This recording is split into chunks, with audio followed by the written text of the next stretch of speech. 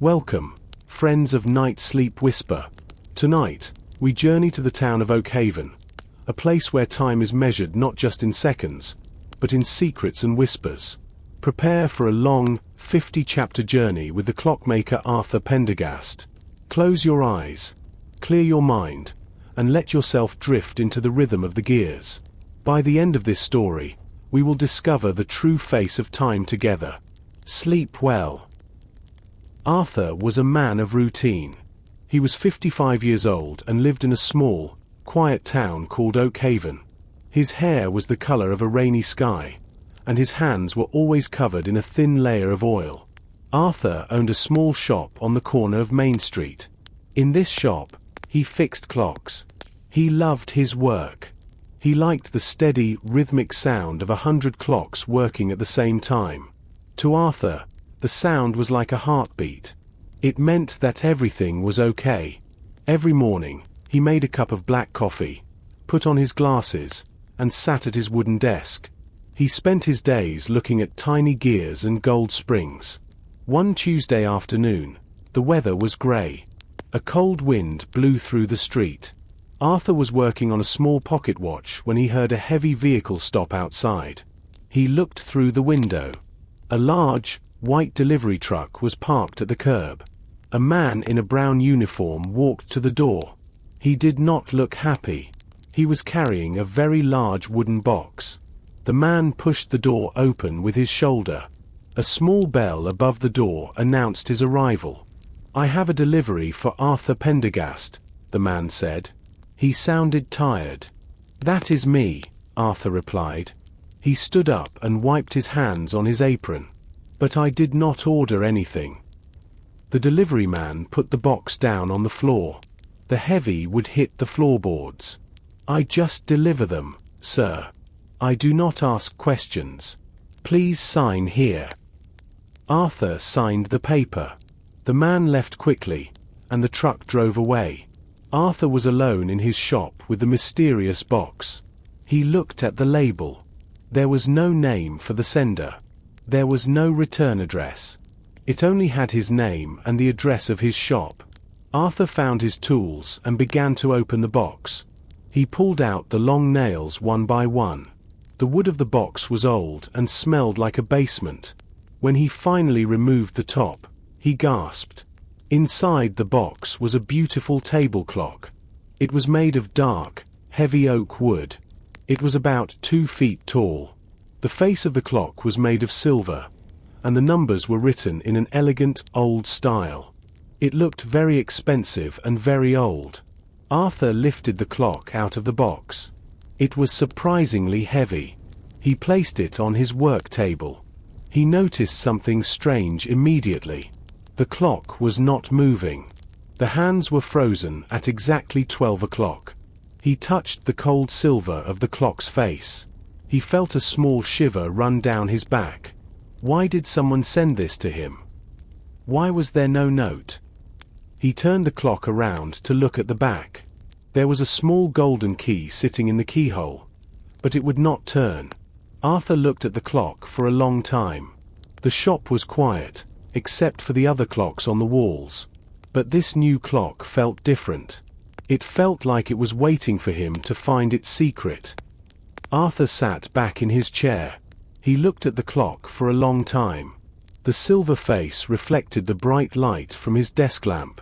He reached for a small screwdriver and a pair of thin pliers. He wanted to see the gears inside the wooden case. Usually, when a clock does not work, the gears are stuck or broken.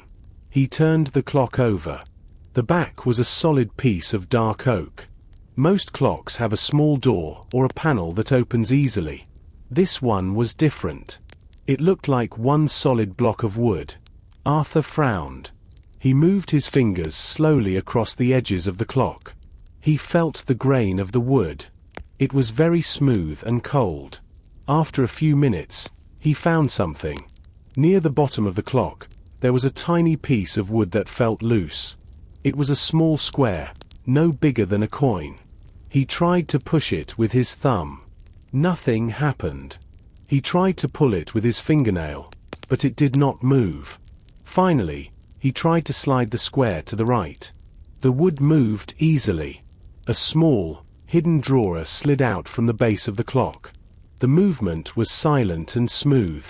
Arthur's heart began to beat a little faster. He was a clockmaker, not an explorer, but this felt like finding treasure. Inside the small drawer, there was a piece of paper.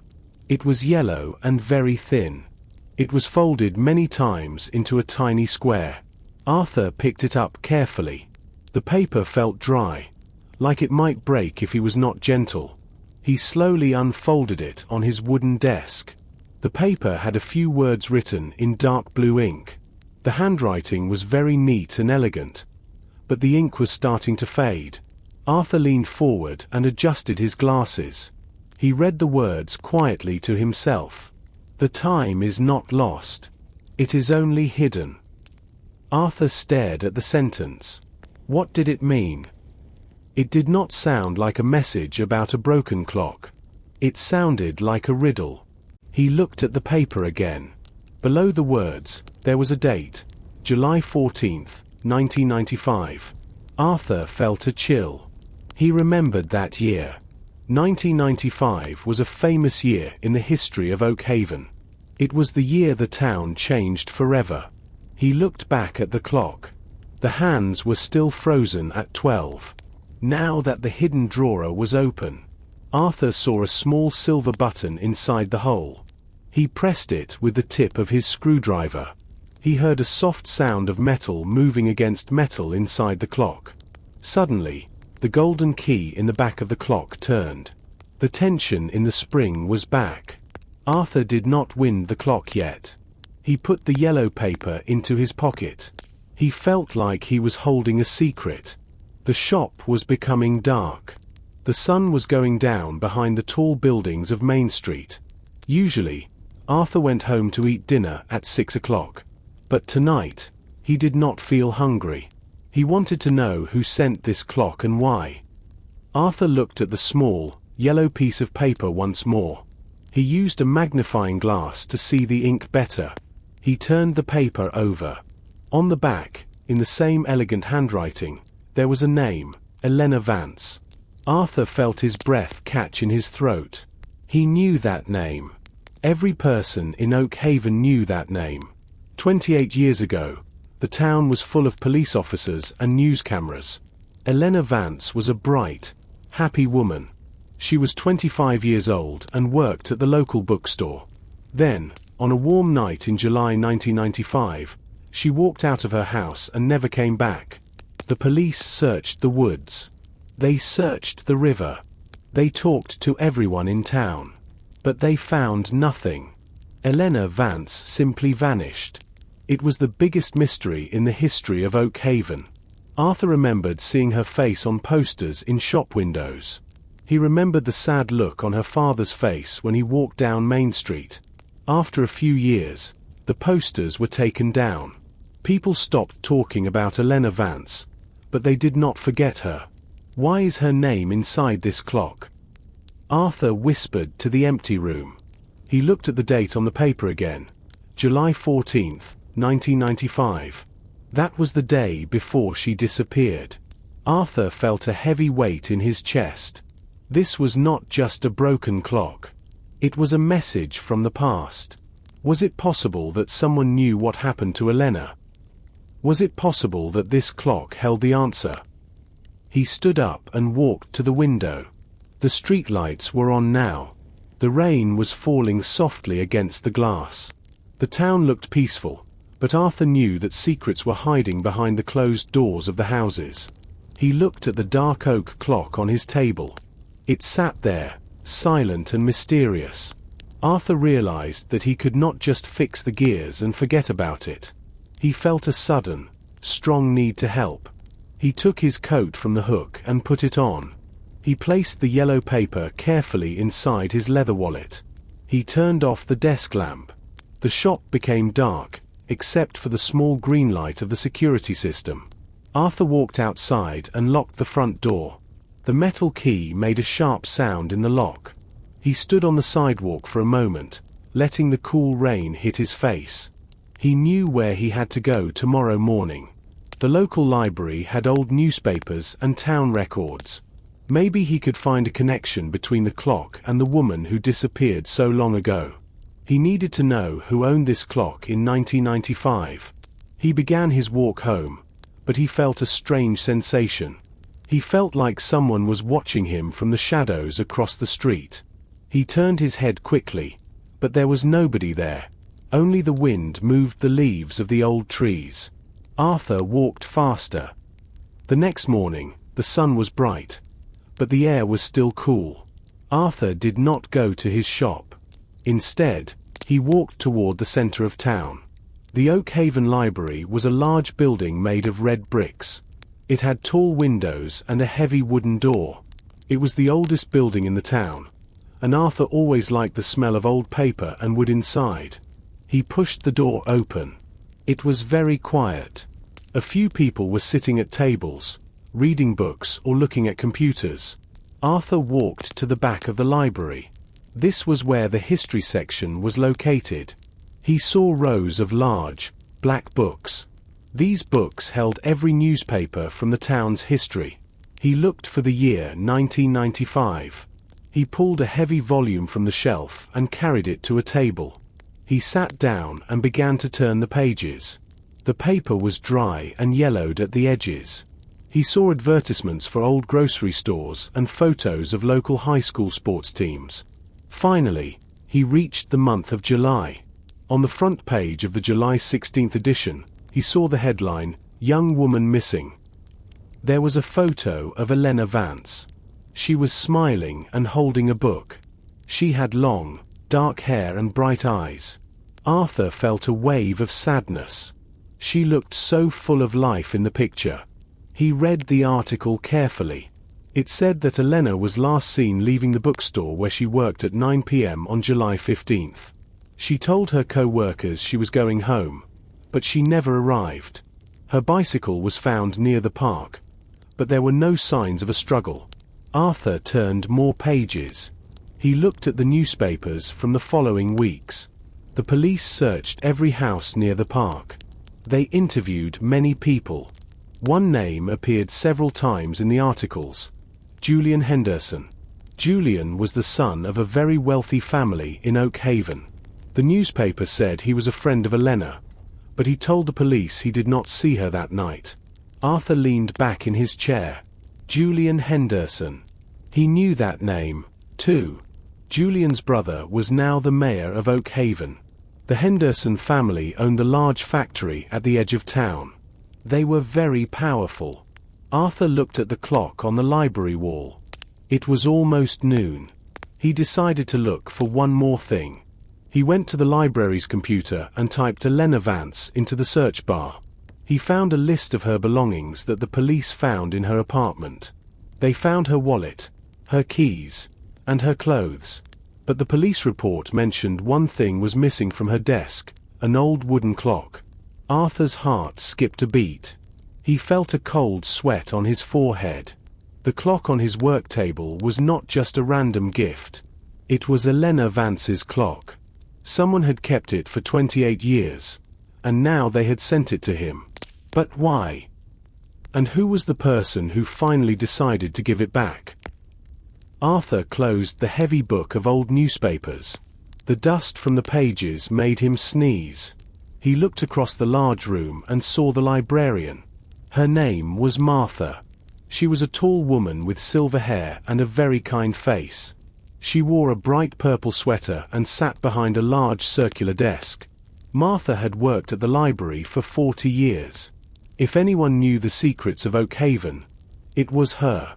Arthur walked slowly toward the desk. His shoes made a soft sound on the carpet. Martha looked up and smiled. "Hello, Arthur. It is good to see you. Are you looking for a book about old clocks today?" Arthur shook his head. He leaned closer and spoke in a low voice. "Actually, Martha, I am looking for information about a person. Do you remember Elena Vance?" The smile disappeared from Martha's face. She looked around the library to see if anyone was listening. The room was mostly empty. She put down her pen. The heavy metal stamp she was holding hit the desk. Elena Vance, Martha whispered. That is a name I have not heard in a long time. Why are you asking about her, Arthur? That is a very sad story. I found something, Arthur said. He did not want to tell her about the clock yet. I am trying to understand what happened to her in 1995. I saw in the newspapers that she was a regular visitor here. Martha nodded slowly. She took off her glasses and rubbed her eyes. Yes. Elena loved this library. She came here almost every day after her work at the bookstore. She was a very intelligent young woman. She liked books about history and travel. Martha leaned forward. Her voice was very quiet now. The weeks before she disappeared, she changed. She was not smiling as much. She looked over her shoulder a lot. I think she was afraid of someone.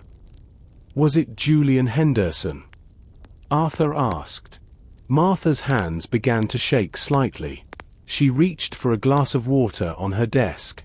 Julian was very rich and very handsome. He followed her everywhere. He gave her expensive gifts. But Elena did not want them. She wanted to leave Oakhaven. She wanted to see the world. Arthur remembered the yellow paper in his pocket. The time is not lost. It is only hidden. Did she ever talk to you about a clock? Arthur asked. Martha froze. She looked at Arthur with wide eyes. How do you know about the clock? Elena told me she had a special clock. She said it was a gift from her grandfather. She told me that if anything ever happened to her, the truth would be inside the heart of the clock. Arthur felt a cold shiver. The mystery was becoming real. Martha was not just a librarian. She was a witness. I have the clock, Martha, Arthur whispered. Martha turned pale.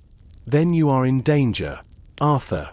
The people who wanted that clock 28 years ago are still in this town. And they are still very powerful. Arthur left the library with a heavy heart. The sun was still shining, but the shadows on the street felt longer and darker. Martha's warning stayed in his mind. He walked quickly back to his shop. He wanted to hide the clock. He did not like the idea that someone was looking for it. When he arrived at his shop, he unlocked the door. He walked inside and looked at his work table.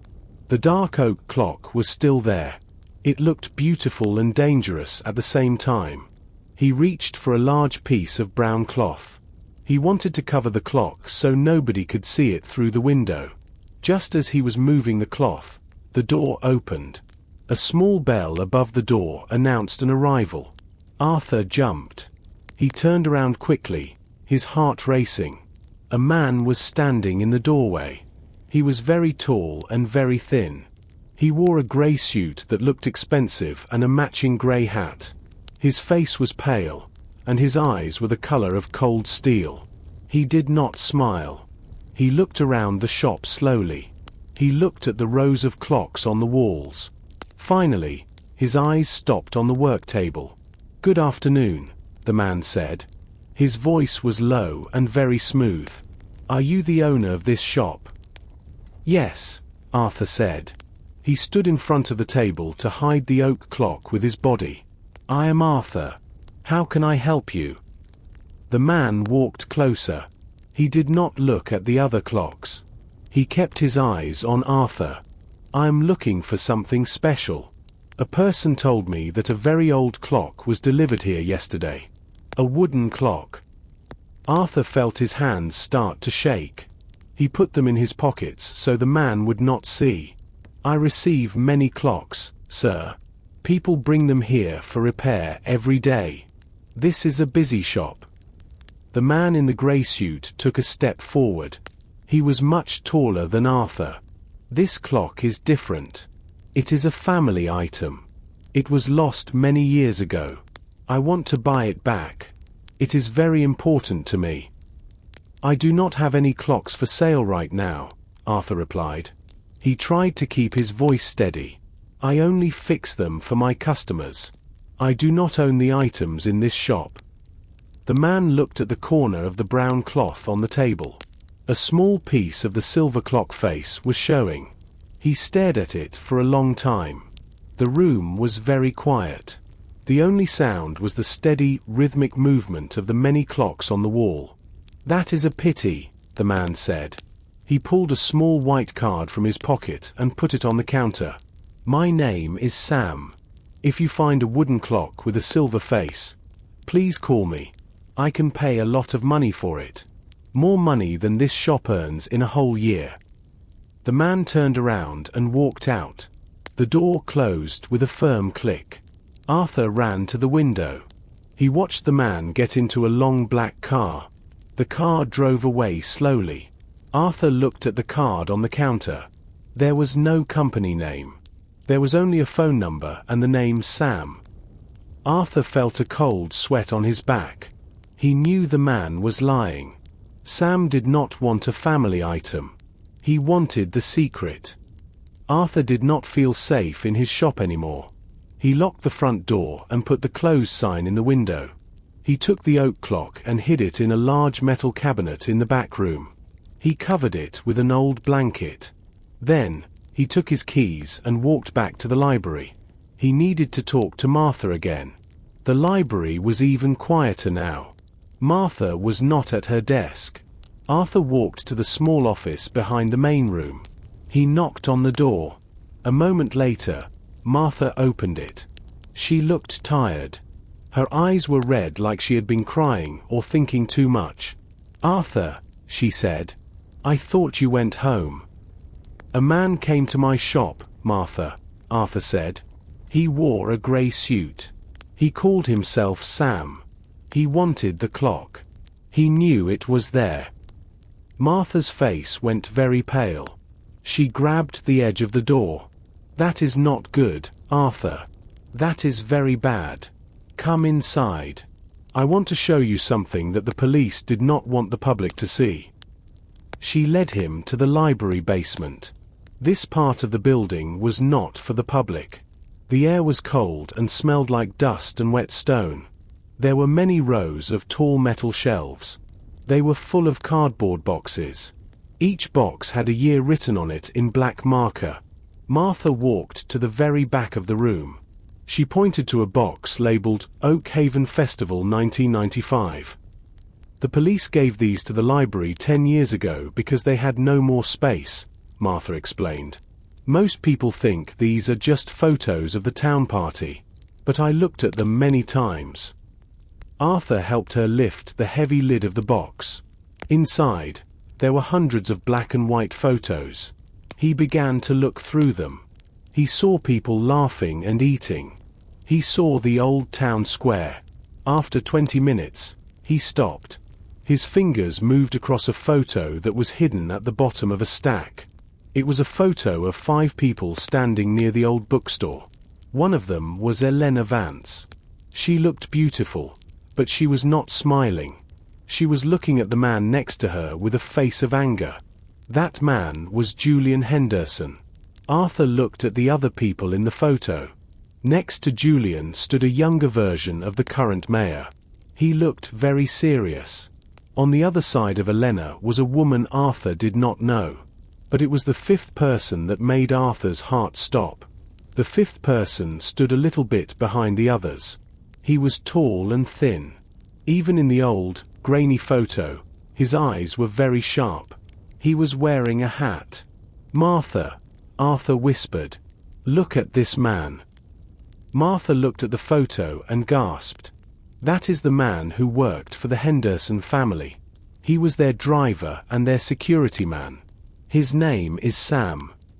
Arthur felt a wave of fear. The man in the grey suit from his shop was the same man from the photo. He had not changed much in 28 years. He was not a private detective. He was a man who worked for the family that Elena Vance was afraid of. They are all here, Martha, Arthur said. The mayor, Julian, and Sam. They were all with her just before she disappeared. Arthur held the photograph with both hands. His fingers were slightly trembling. The black and white image was old, but the details were very clear. He looked past the people in the front. He looked at the background. Behind Elena Vance and the group of men, there was a large building made of dark stone. It was a very tall building with a unique, round window at the top. The window looked like a giant eye watching the town. Arthur knew that building. It was the old stone warehouse at the edge of the Blackwood River. "Martha, look at the background," Arthur said. He pointed to the warehouse.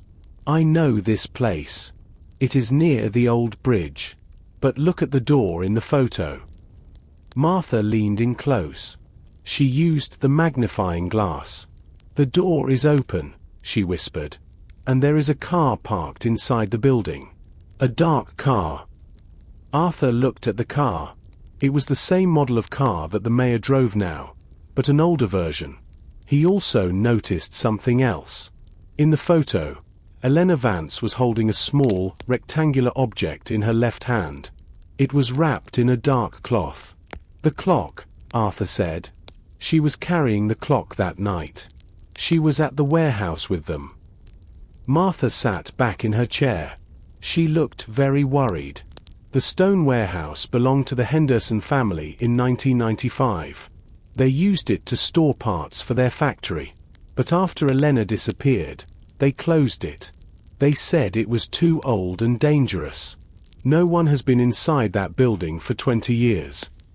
Arthur felt a spark of hope. If Elena was there that night, maybe there is something left behind. Maybe the truth is not just in the clock. Maybe it is in that building. "Arthur, you must be careful," Martha said. Her voice was full of fear. "The mayor and Sam are watching. They do not want people to go near that warehouse. There is a tall metal fence around it now. There are signs that say, 'Keep out.'" Arthur looked at the photo of Elena one last time. She looked so young. She had her whole life ahead of her. He thought about his quiet life in the clock shop. He was a simple man, but he could not ignore this. He felt a responsibility to the young woman in the picture. "I have to go there, Martha," Arthur said firmly. "I will go tonight when the town is asleep. I want to see that building for myself." Martha reached out and touched his arm. "Please, Arthur, take a flashlight and your phone. If you see anything strange, leave immediately. Do not try to be a hero." Arthur nodded. He put the photo in his pocket. He left the library and walked back to his shop. The sun was starting to set. The sky was a deep orange and purple. He looked at the streetlights as they began to glow. He had a long night ahead of him. He went to his tool chest and found his strongest flashlight. He checked the batteries. Then, he sat in his chair and waited for the midnight hour. Arthur waited until the small hand on his watch reached 12. The town was very quiet. He looked at the window of his shop. The street outside was empty. He picked up his heavy flashlight and put it in his pocket. He also took the old photograph. He felt a little bit like a detective, but he also felt very old. He was not used to being awake at this hour. He stepped out of the shop and locked the door. The air was cold and damp. He did not turn on his flashlight yet. He did not want anyone to see him. He walked along the side of the street, staying in the shadows. The buildings looked different in the dark. The bakery and the grocery store looked like giant, sleeping boxes. He moved carefully. Every time a leaf moved, he stopped and looked around. He reached the edge of the town. The street lights ended here. He had to walk down a narrow path that led to the river. The grass was long and wet. It brushed against his trousers. The water of the Blackwood River moved slowly. It was dark, like black ink. Arthur walked across the old wooden bridge. Every step he took made a low, creaking sound. He held the rail tightly. He could smell the old wood and the cold water. Then, he saw the warehouse. It stood on the other side of the river. It was a massive building of grey stone. The The round window at the top was dark. It looked exactly like it did in the photo from 1995. The only difference was the fence. A tall metal fence surrounded the whole property. It was topped with sharp wire. Arthur walked closer to the fence. He saw a sign on the gate. It said, "Private property. No entry." The letters were white on a red background. The metal of the fence was orange with rust. Arthur looked around. He did not see any cars. He did not see any lights in the windows of the warehouse. It looked like a place that the world had forgotten. His heart was hitting his ribs like a drum. He thought about going back to his warm bed. He thought about his shop and his clocks. But then he remembered Elena Vance. He remembered the yellow paper in his pocket. The time is not lost. He could not stop now. He needed to know if the truth was behind those stone walls. He walked along the fence. He looked for a hole or a loose piece of metal. He moved past some tall bushes. Then, he found it. A small section of the fence was bent near the ground. It was just large enough for a person to crawl through. Arthur looked at the dark building one more time. He took a deep breath. He put his hands on the cold, rusty metal. He slowly bent down and moved his legs through the hole. His coat caught on a sharp piece of wire. He pulled it free with a small tug. Finally, he stood up on the other side. He was inside the grounds of the old stone warehouse. He was officially trespassing. He walked toward the main door. The building felt like it was leaning over him. He found a small side door. It was made of wood and was very old. He reached for the handle. Arthur tried to turn the handle of the side door. It did not move. It was frozen by many years of rust and cold weather. He pushed his shoulder against the wood. But the door was very strong.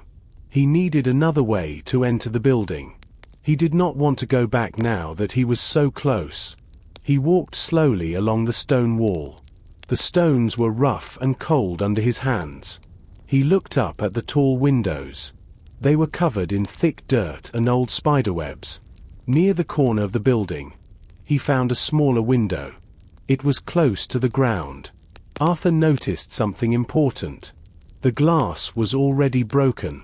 Someone had been here before him, but perhaps a long time ago. He took his flashlight out of his pocket and turned it on. A bright beam of light cut through the dark night. He saw sharp pieces of glass on the ground. He used a thick piece of wood to move the glass away from the window frame. He was very careful. He did not want to cut his hands or his clothes. The sound of the glass moving against the stone was sharp and clear in the quiet night. Arthur was a thin man, but the window was quite small. He put his head and shoulders through the opening first. He felt the cold, heavy air of the warehouse on his face. He pushed himself forward and landed on the dusty floor inside. He stood up and brushed the grey dust from his trousers. The inside of the warehouse was massive. The ceiling was so high that his flashlight could not reach the top. There were hundreds of large wooden crates stacked in long rows. They looked like giant soldiers standing in the dark. The air smelled like old machine oil and wet dust. It was heavy and hard to breathe. He walked slowly, moving his flashlight from side to side. He saw old machines that were covered in large sheets of grey plastic. They looked like ghosts in the flashlight beam. He saw an old office area with a wooden desk and a chair. On the wall, there was a paper calendar. He moved closer to read the small numbers. The year on the calendar was 1995. The month was July. Arthur felt his heart jump when he looked at the dates. Someone had marked July 15th with a large red circle. This was the exact date that Elena Vance disappeared. Arthur felt a cold wind on the back of his neck. He turned around quickly, but there was nobody there. He realized the wind was coming from a hole in the roof far above him. He looked back at the calendar. Why was the date marked? Did Elena mark it because she was meeting someone? Or did the person who took her mark it like a trophy? He heard a small sound from the back of the warehouse. It was the sound of something heavy moving slowly across the floorboards. Arthur turned off his flashlight immediately. He stood perfectly still in the total darkness. He held his breath and listened. The silence was heavy, but then he heard the sound again. It was the sound of a footstep. Arthur stood in the total darkness of the warehouse. His heart was beating very fast. He did not turn on his flashlight. He stayed very still and listened. He heard the sound again. It was a slow, heavy step on the old wood. Then, there was a quiet scratching sound, like metal moving against metal. It was coming from the far side of the building. He waited for a long time. The person or animal did not come closer. Arthur decided to move very slowly toward the office he saw earlier. He did not walk in the middle of the floor. Instead, he stayed close to the tall wooden crates. He used his hands to feel the way. The wood felt rough and cold. Finally, he reached the small office. It was a room with glass walls inside the warehouse. Arthur stepped inside and closed the door very quietly. He waited another minute. When he was sure he was alone, he turned his flashlight on again. He kept the beam low, pointing it at the floor. The office was small and very messy. There were papers all over the floor. A thick layer of grey dust covered everything. In the center of the room, there was a large, heavy desk made of dark wood. On the desk, there was a small nameplate made of gold-colored metal. Arthur wiped the dust away with his sleeve. The name on the plate was Julian Henderson Sr. Arthur knew this man. Julian Henderson Sr. was the father of the current mayor. He was the man who built the factory and the warehouse many years ago. He was a very powerful man in Oakhaven until he died 10 years ago. Arthur looked at the desk. There were 3 drawers on the right side. He tried to open the top drawer. It was locked. He tried the second drawer. It was also locked. He looked around the room for a key, but he did not see one. He looked at the floor near the desk. He saw a heavy metal tool that workers used to open crates. Arthur picked up the tool. He did not want to break the desk, but he needed to see what was inside. He put the edge of the tool into the gap of the top drawer. He pushed down with all his strength. The wood made a sharp, cracking sound that seemed very loud in the empty warehouse. Arthur froze. He turned off his light and listened. The warehouse remained quiet. No one came to investigate the noise. Arthur turned his light back on and pulled the drawer open. Inside, there were many old files. He saw bank papers, letters about the factory, and maps of the town. At the bottom of the pile, he saw a blue folder. It had a handwritten note on the front, "Private, EV." Arthur's pulse jumped. EV must mean Elena Vance. He opened the folder. Inside, there was a list of dates and times. It looked like someone was watching Elena. The list described where she went, who she talked to, and what time she came home. Julian Henderson Sr. was spying on her.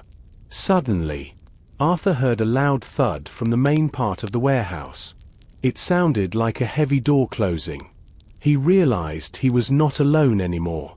Someone was inside the building with him, and they were not trying to be quiet anymore. Arthur's heart felt like it was going to jump out of his chest. He turned off his flashlight immediately. He squeezed his body into the small space under the heavy wooden desk. He tried to breathe very slowly. The air under the desk was thick with dust, and it made his nose itchy. He pressed his hand against his mouth to stop himself from sneezing. He heard the footsteps again. They were slow and steady. The person was walking on the metal catwalk outside the office. Each step made a sharp, ringing sound on the metal. The sound grew louder and louder. Then, the footsteps stopped right outside the office door. Arthur waited in the dark. He could see a small line of light under the door. Someone was standing there with a flashlight of their own. The beam of light moved back and forth under the gap. Arthur held his breath. His legs began to ache from sitting in a strange position, but he did not move a single muscle. After what felt like a very long time, the light moved away. The footsteps started again, but they were getting quieter. The person was walking toward the back of the warehouse. Arthur did not come out from under the desk yet. He stayed there for 5 more minutes. He wanted to be sure the stranger was gone. While he was waiting, his hand brushed against something on the floor. It was not the smooth wood of the desk. It was the edge of a heavy rug. The rug was very old and felt like it was made of thick wool. Arthur felt a small bump under the rug. He moved his hand carefully. The bump was hard and rectangular. He slowly crawled out from under the desk. He did not turn on his flashlight. He used the dim light from the moon coming through the high windows. He reached down and pulled back the corner of the heavy rug. Under the rug, there was a loose piece of wood in the floor. Arthur used his fingernails to pull the wood upward. It moved easily. There was a small, square hole under the floorboards. Inside the hole, he saw a small object. He picked it up. It was a diary with a black leather cover. The leather was dry and cracked. On the front, there were 2 letters written in gold. E.V. It was Elena's diary. Arthur felt a surge of excitement. This was what he was looking for. He tucked the diary inside his jacket, next to his heart. It felt heavy and cold. He realized that this book probably held all the answers to the mystery of 1995. Suddenly, a loud noise echoed through the warehouse. It was the sound of a heavy metal bar falling onto the floor. It was very loud in the empty space. Arthur knew he had to leave the office now. He could not stay in this small room anymore. He had to find a way out of the building before the person with the flashlight found him. He looked at the small window he used to enter the building. It was too far away. He needed a new plan. He gripped the diary tightly and prepared to move into the shadows of the warehouse once more. Arthur did not wait for the stranger to find him. He moved quickly and quietly through the dark warehouse. He remembered the way back to the small, broken window. He felt the cold air coming from the opening. He climbed through the gap and dropped onto the wet grass outside. He did not look back. He ran toward the fence, crawled through the hole, and did not stop until he reached the old wooden bridge. His breath was short and his legs felt weak. He walked the rest of the way to his shop in the shadows. When he finally reached the front door, he unlocked it with shaking hands. He went inside and locked the door behind him. He did not turn on the big lights. He went to the back room and turned on a small lamp on his desk. He took the black leather diary out of his jacket. He placed it on the table. The leather was cold and smelled like the damp warehouse. Arthur took a deep breath. He opened the first page. The handwriting was the same elegant style he saw on the yellow paper. "This is my secret." The first page said, "If you are reading this, I hope you are a friend." Arthur turned the pages slowly. He read about Elena's life in 1995. She wrote about the books she liked and her dreams of moving to a big city. But as he turned more pages, the writing became messy. Elena sounded scared. She wrote about Julian Henderson. She said he followed her home every night. She said he wanted something she found in the factory records. Finally, Arthur reached the entry for July 14th, 1995. This was the day before she disappeared. "I cannot keep the evidence here." Elena wrote, "Julian searched my apartment today. He did not find it. But he will come back. I put everything in the safe box at the Oakhaven bank. I have hidden the silver key. Only the silver key can open the truth.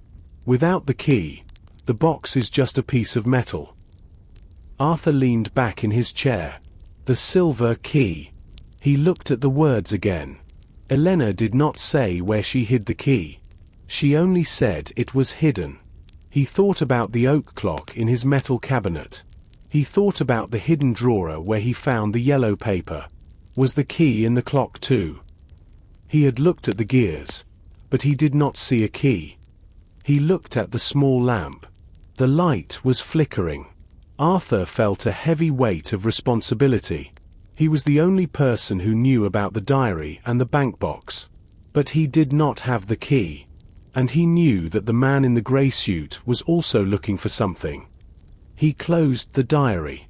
He realized he needed to speak to Martha again. She was Elena's best friend. Maybe Elena told her about a special hiding place. Arthur knew he had to be very careful. The mayor and Sam were powerful people, and they were already suspicious of him. He put the diary inside his safe and went to the small cot in the back of the shop. He tried to sleep, but his mind was full of silver keys and dark warehouses. Arthur was lying on the small bed in the back of his shop. He was very tired, but he could not close his eyes. Every time he heard the wind outside, he thought it was the sound of a person. The clock shop was full of shadows. The moonlight came through the front window and made long, thin shapes on the floor. Suddenly, Arthur heard a real sound. It was not the wind. It was the sound of a metal tool hitting the lock of his front door. He sat up quickly. His heart began to pound against his chest. He did not turn on the light. He stood up slowly and walked to the storage closet in the corner of the room. He stepped inside and pulled the door almost closed. He left a tiny crack so he could see. The front door opened slowly. A man walked into the shop. He was holding a small, powerful flashlight. The beam of light moved across the walls. It hit the gold faces of the clocks. The man moved with no sound. He was wearing the same grey suit and the same grey hat. It was Sam. Sam walked straight to Arthur's work table. He looked at the tools and the small pieces of metal. He was looking for the oak clock. He searched the shelves. He moved boxes of parts. He looked very angry. He did not find the clock because Arthur had hidden it in the metal cabinet. Sam then moved toward the back of the shop. He was only a few feet away from the closet where Arthur was hiding. Arthur held his breath. He pressed his back against the cold wall of the closet. He prayed that he would not sneeze or cough. Through the crack in the door, Arthur saw Sam's face. His eyes were cold and sharp. He looked like a wolf looking for food. Sam stopped at the metal cabinet. He tried to pull the handle, but it was locked. He looked at the lock for a long time. Then, he reached into his pocket and pulled out a heavy object. He was about to break the lock when his phone made a low vibration sound. Sam stopped. He looked at the phone and answered it. "I am here," Sam said into the phone. His voice was a low whisper. "I found the cabinet, but it is locked. I need more time." He listened for a moment. His face changed. He looked disappointed. "Fine. I am coming now." Sam turned off his flashlight. He walked back to the front of the shop. Arthur heard the front door close and the click of the lock. He waited in the dark closet for 10 minutes. He did not move until he was sure the street was quiet. When he finally stepped out, his legs were shaking. He went to the window and looked out. The long black car was driving away. Arthur realized that he was not safe in his own home anymore. They knew he had something important. He looked at the metal cabinet.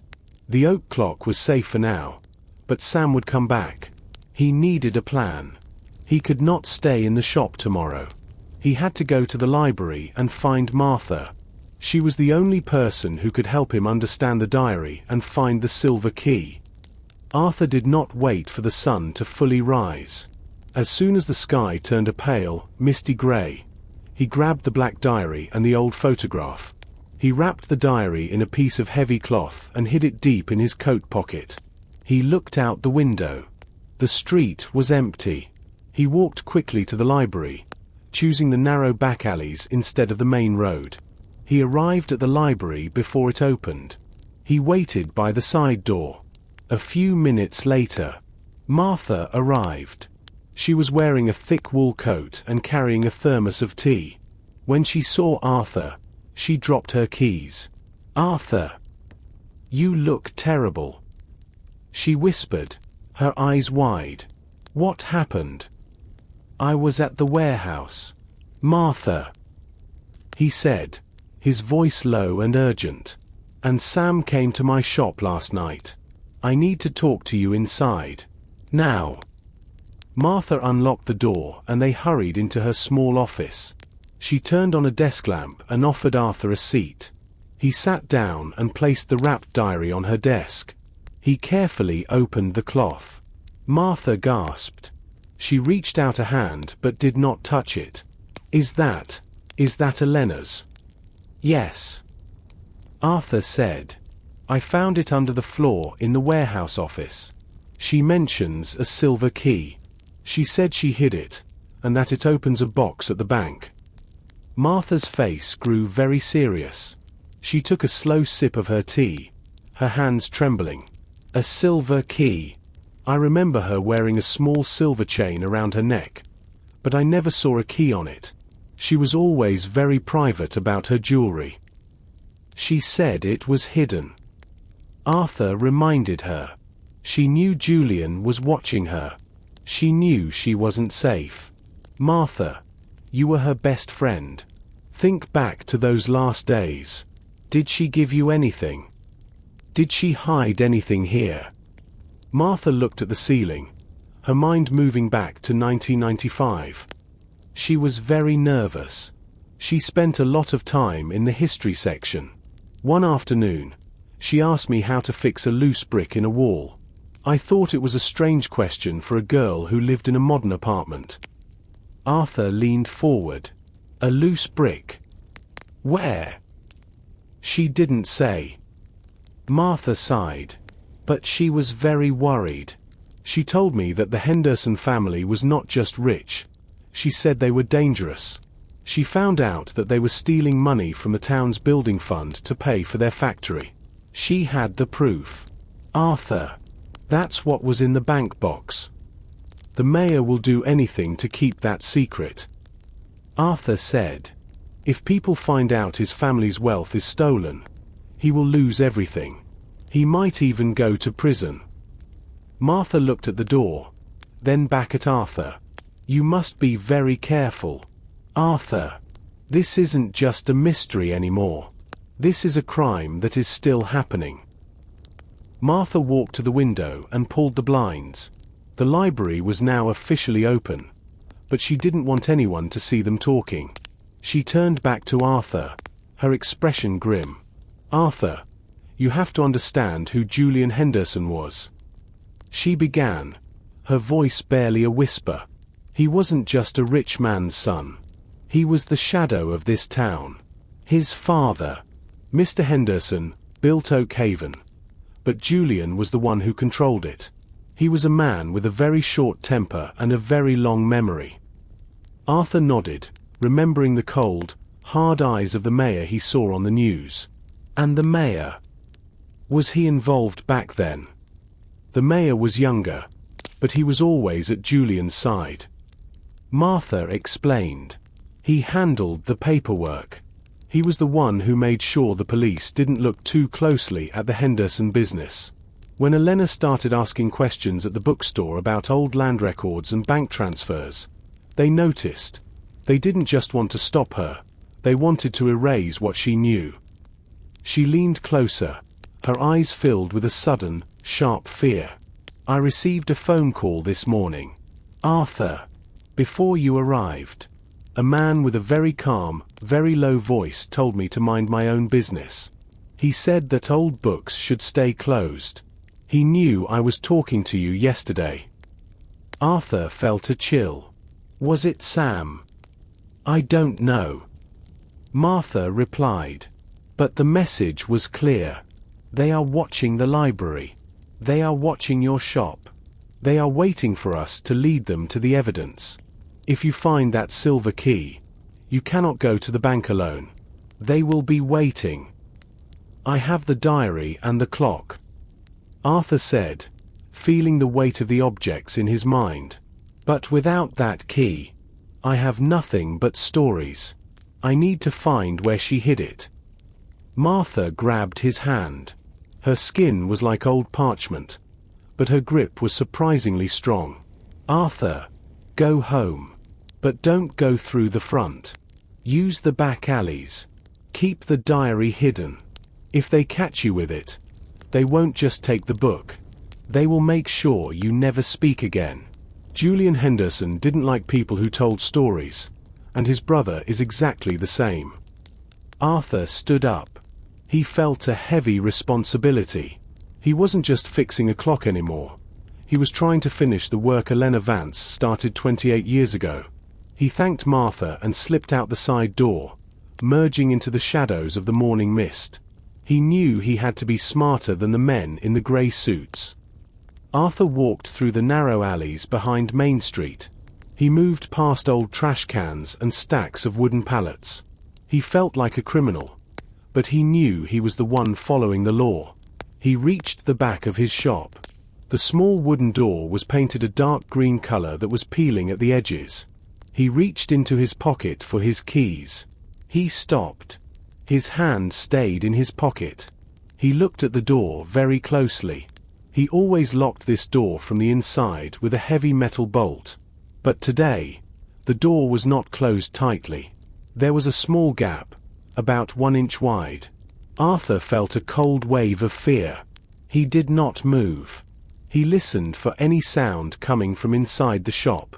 He heard the usual ticking of his many clocks, but nothing else. He pushed the door with one finger. It opened with a slow, quiet sound. He stepped inside. The air in the shop felt different. It was cold. He walked into the main room where he did his work. He looked at his desk. Everything looked normal. His tools were in their places. His magnifying glass was sitting on the wooden surface. Then, he looked at the front door. The heavy lock was broken. Pieces of metal were lying on the floor. Someone had forced the door open during the short time he was at the library. They did not care about being quiet anymore. They wanted something, and they wanted it fast. Arthur ran to the back room. He went straight to the metal cabinet where he hid the oak clock. He saw that the cabinet door was wide open. The blanket he used to cover the clock was lying on the floor like a dead grey bird. "No," Arthur whispered. He looked inside the cabinet. It was empty. The beautiful oak clock with the silver face was gone. The secret drawer, the riddles, and the silver heart of the mystery were all in the hands of the enemy. Arthur sat down on his small cot. He put his head in his hands. He felt like he had failed Elena Vance. He had the diary in his pocket, but the clock was the most important piece of the puzzle. Without the clock, he did not know how to find the silver key. He looked around the room. Why was the shop so quiet? He realized that the person who took the clock had also stopped the large grandfather clock in the corner. It was a message. They wanted him to know that they were in control of time now. Arthur stood up. He was angry now. He was a quiet man, but he did not like people breaking into his home. He looked at the floor near the cabinet. He saw a small, white piece of paper. It was not there before. He picked it up. It was a receipt from a local flower shop. It had a date and a time from earlier that morning. The person who took the clock was not very careful. They had dropped something from their pocket. Arthur looked at the name on the receipt. It did not say Sam or Mayor. It said Rosewood Manor. Arthur stared at the receipt. Rosewood Manor was the name of the large, expensive house where the mayor and Julian Henderson lived. It sat on a hill overlooking the town. He felt a mix of fear and determination. He had lost the clock, but he now had a direct link to the people who took it. He walked back to his work table, his mind spinning. He needed to think. He needed to be as precise as the gears in his watches. He began to tidy his desk, a habit that helped him focus. As he moved a stack of old newspapers, he stopped. There, in the center of his table, sat a package. It was wrapped in plain white paper and tied with a simple red string. It was not there when he first walked in. Someone must have placed it there while he was in the back room looking at the empty cabinet. Arthur felt the hair on his arms stand up. The intruder might still be nearby. He looked around the shop, but he saw no one. He picked up the package. It was light. He carefully pulled the red string and removed the white paper. Inside was a new clock. It was not old or wooden like the one that was stolen.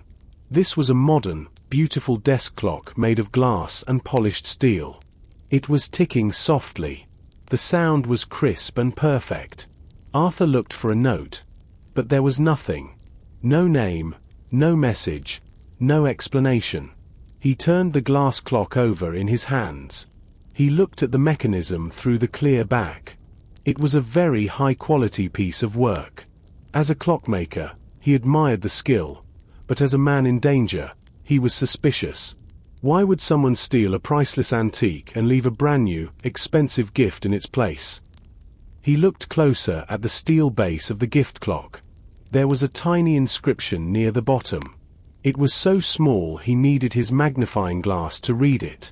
He leaned in, his breath fogging the glass. The inscription said, "A fair trade for a quiet life." Arthur realized this was a bribe. The mayor and Sam were telling him to stop. They were giving him something valuable to replace what they took, hoping he would be happy and stay silent. They wanted him to forget about Elena Vance, the diary, and the warehouse. He looked at the ticking glass clock. It was a beautiful object, but to Arthur, it felt like a trap. It was a hush gift. He thought about the empty space in his cabinet. He thought about the girl who disappeared 28 years ago.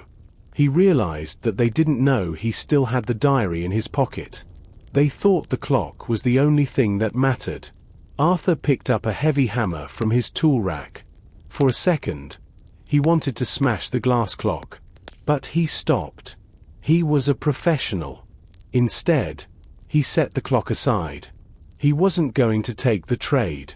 He was going to find out what was inside that gift. Because in his experience, every clock had a secret if you looked deep enough. Arthur did not trust the beautiful glass clock. He knew it was a gift from the people who took Elena's clock. They wanted him to be quiet. But Arthur was a man of detail. He sat at his desk and pulled the lamp closer. The light shone through the glass of the new clock. It was very bright. He used his smallest tools.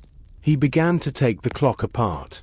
First, he removed the polished steel screws from the base. Then, he carefully lifted the glass cover. The gears were moving perfectly. They were made of shiny brass and silver. To a normal person, it looked like a perfect machine. But Arthur saw something that was not right.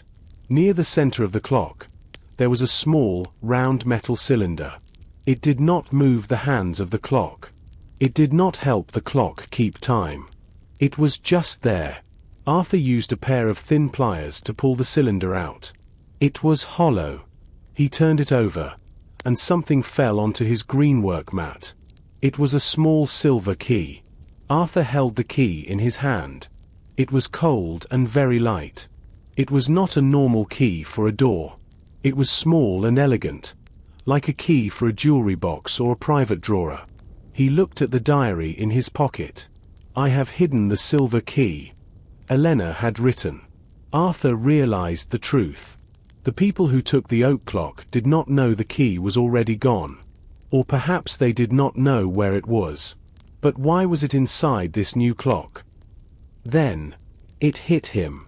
This new clock was not a bribe. It was a delivery. Someone else was helping him. Someone who knew the Henderson family and knew how to hide things in plain sight. This person had taken the key from its original hiding place and put it inside this gift. They wanted Arthur to have it, but they could not tell him directly. Arthur looked at the silver key. On the top of the key, there were two small letters, SV. SV. Arthur whispered. Silas Vance. Silas Vance was Elena's father. He died many years ago, but he was a very smart man. He worked at the local bank for 40 years. Arthur remembered that Silas was the head of the vault. Arthur felt a new sense of hope. He had the diary, he had the key, and he knew where he had to go. The Oakhaven bank was only 2 blocks away. But he had to be very careful. If the mayor or Sam saw him entering the bank, they would know he had the key. He put the silver key in his wallet and hid the wallet in his inner pocket. He put the glass clock back together, but he did not put the key back. He left the clock on his table. He wanted the mayor to think he had accepted the fair trade. He looked at the clock on the wall. It was almost 9 o'clock in the morning. The bank would be open soon. Arthur took his coat and his hat. He felt a heavy weight of history on his shoulders. He was ready to find the truth that had been hidden for 28 years. Arthur walked to the Oakhaven Bank. It was a tall building with white stone pillars. It looked like a small temple in the middle of the town. Arthur felt very small as he pushed the heavy glass doors open. Inside, the air was cool and smelled like clean paper and expensive perfume. The floor was made of grey marble. Every step Arthur took made a sharp sound that echoed off the high ceiling. He walked to the main counter. A young woman with a friendly smile looked up from her computer.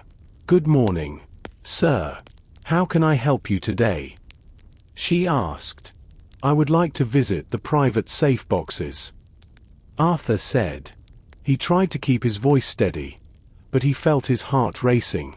"My name is Arthur Pendergast." The woman typed his name into the computer. "Do you have a box with us, Mr. Pendergast?" "No," Arthur replied. "I am the executor for the estate of Silas Vance. He was my friend. I have the key for his private box." Arthur was lying about being the executor, but he knew that Silas Vance had no family left. The woman looked at the screen for a moment. Then she nodded. "Ah, yes. Silas Vance. He worked here for many years. We still miss him. Please follow me." She led him to a heavy metal door at the back of the bank. She used a plastic card to open it. Behind the door was a small room with a very large, round metal door. This was the vault. The door was open, showing hundreds of small silver doors on the walls inside. "Box number 304, the woman said, pointing to a small door near the corner. "You have the key, yes?" Arthur pulled the small silver key from his wallet. His hand was shaking. He put the key into the lock of box 304. It fit perfectly. He turned the key. There was a soft click.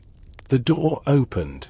Inside the hole, there was a long metal box. Arthur pulled it out and carried it to a small, private table in the corner of the vault. The woman left the room to give him privacy. Arthur's breath was shallow. He opened the lid of the metal box. He expected to see money or gold. But inside, there was only a thick brown envelope and a small, blue velvet bag.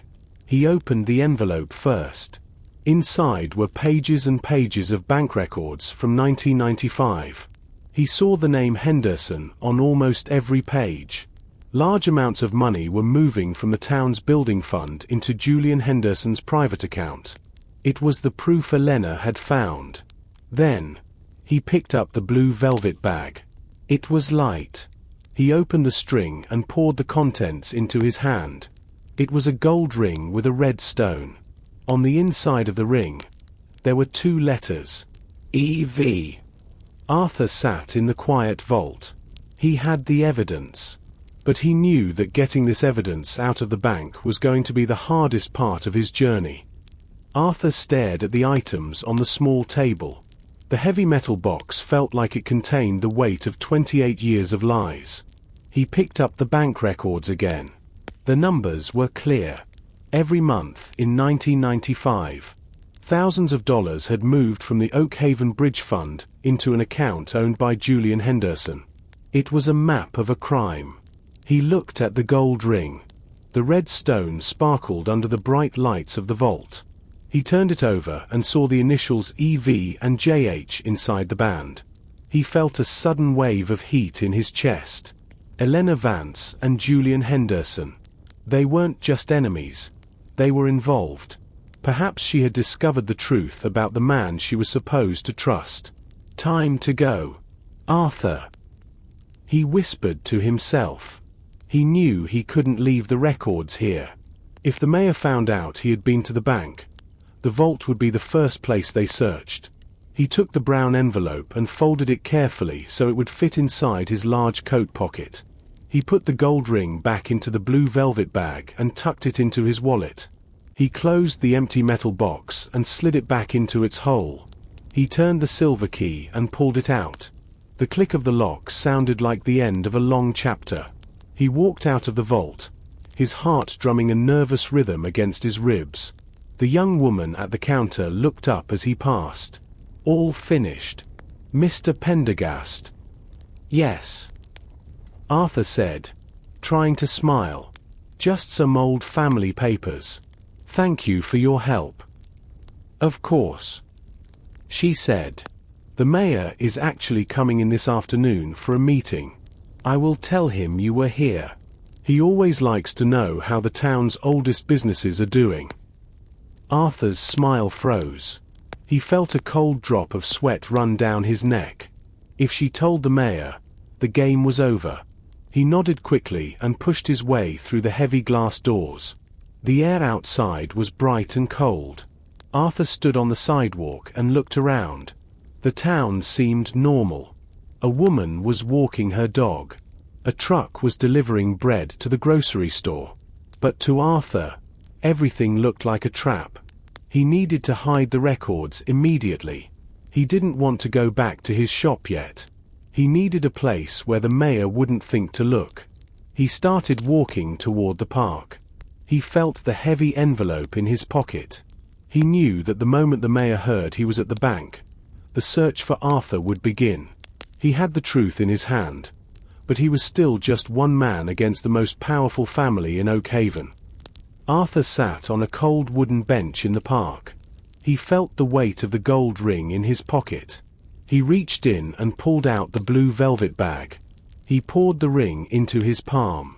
Under the natural light of the sun, the red stone looked like a drop of blood.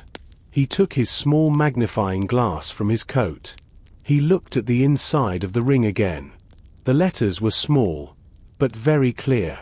EV and JH, forever. Arthur felt a shiver. The JH was definitely Julian Henderson. It was not just about money. It was a relationship. Had Elena loved the man who eventually caused her disappearance?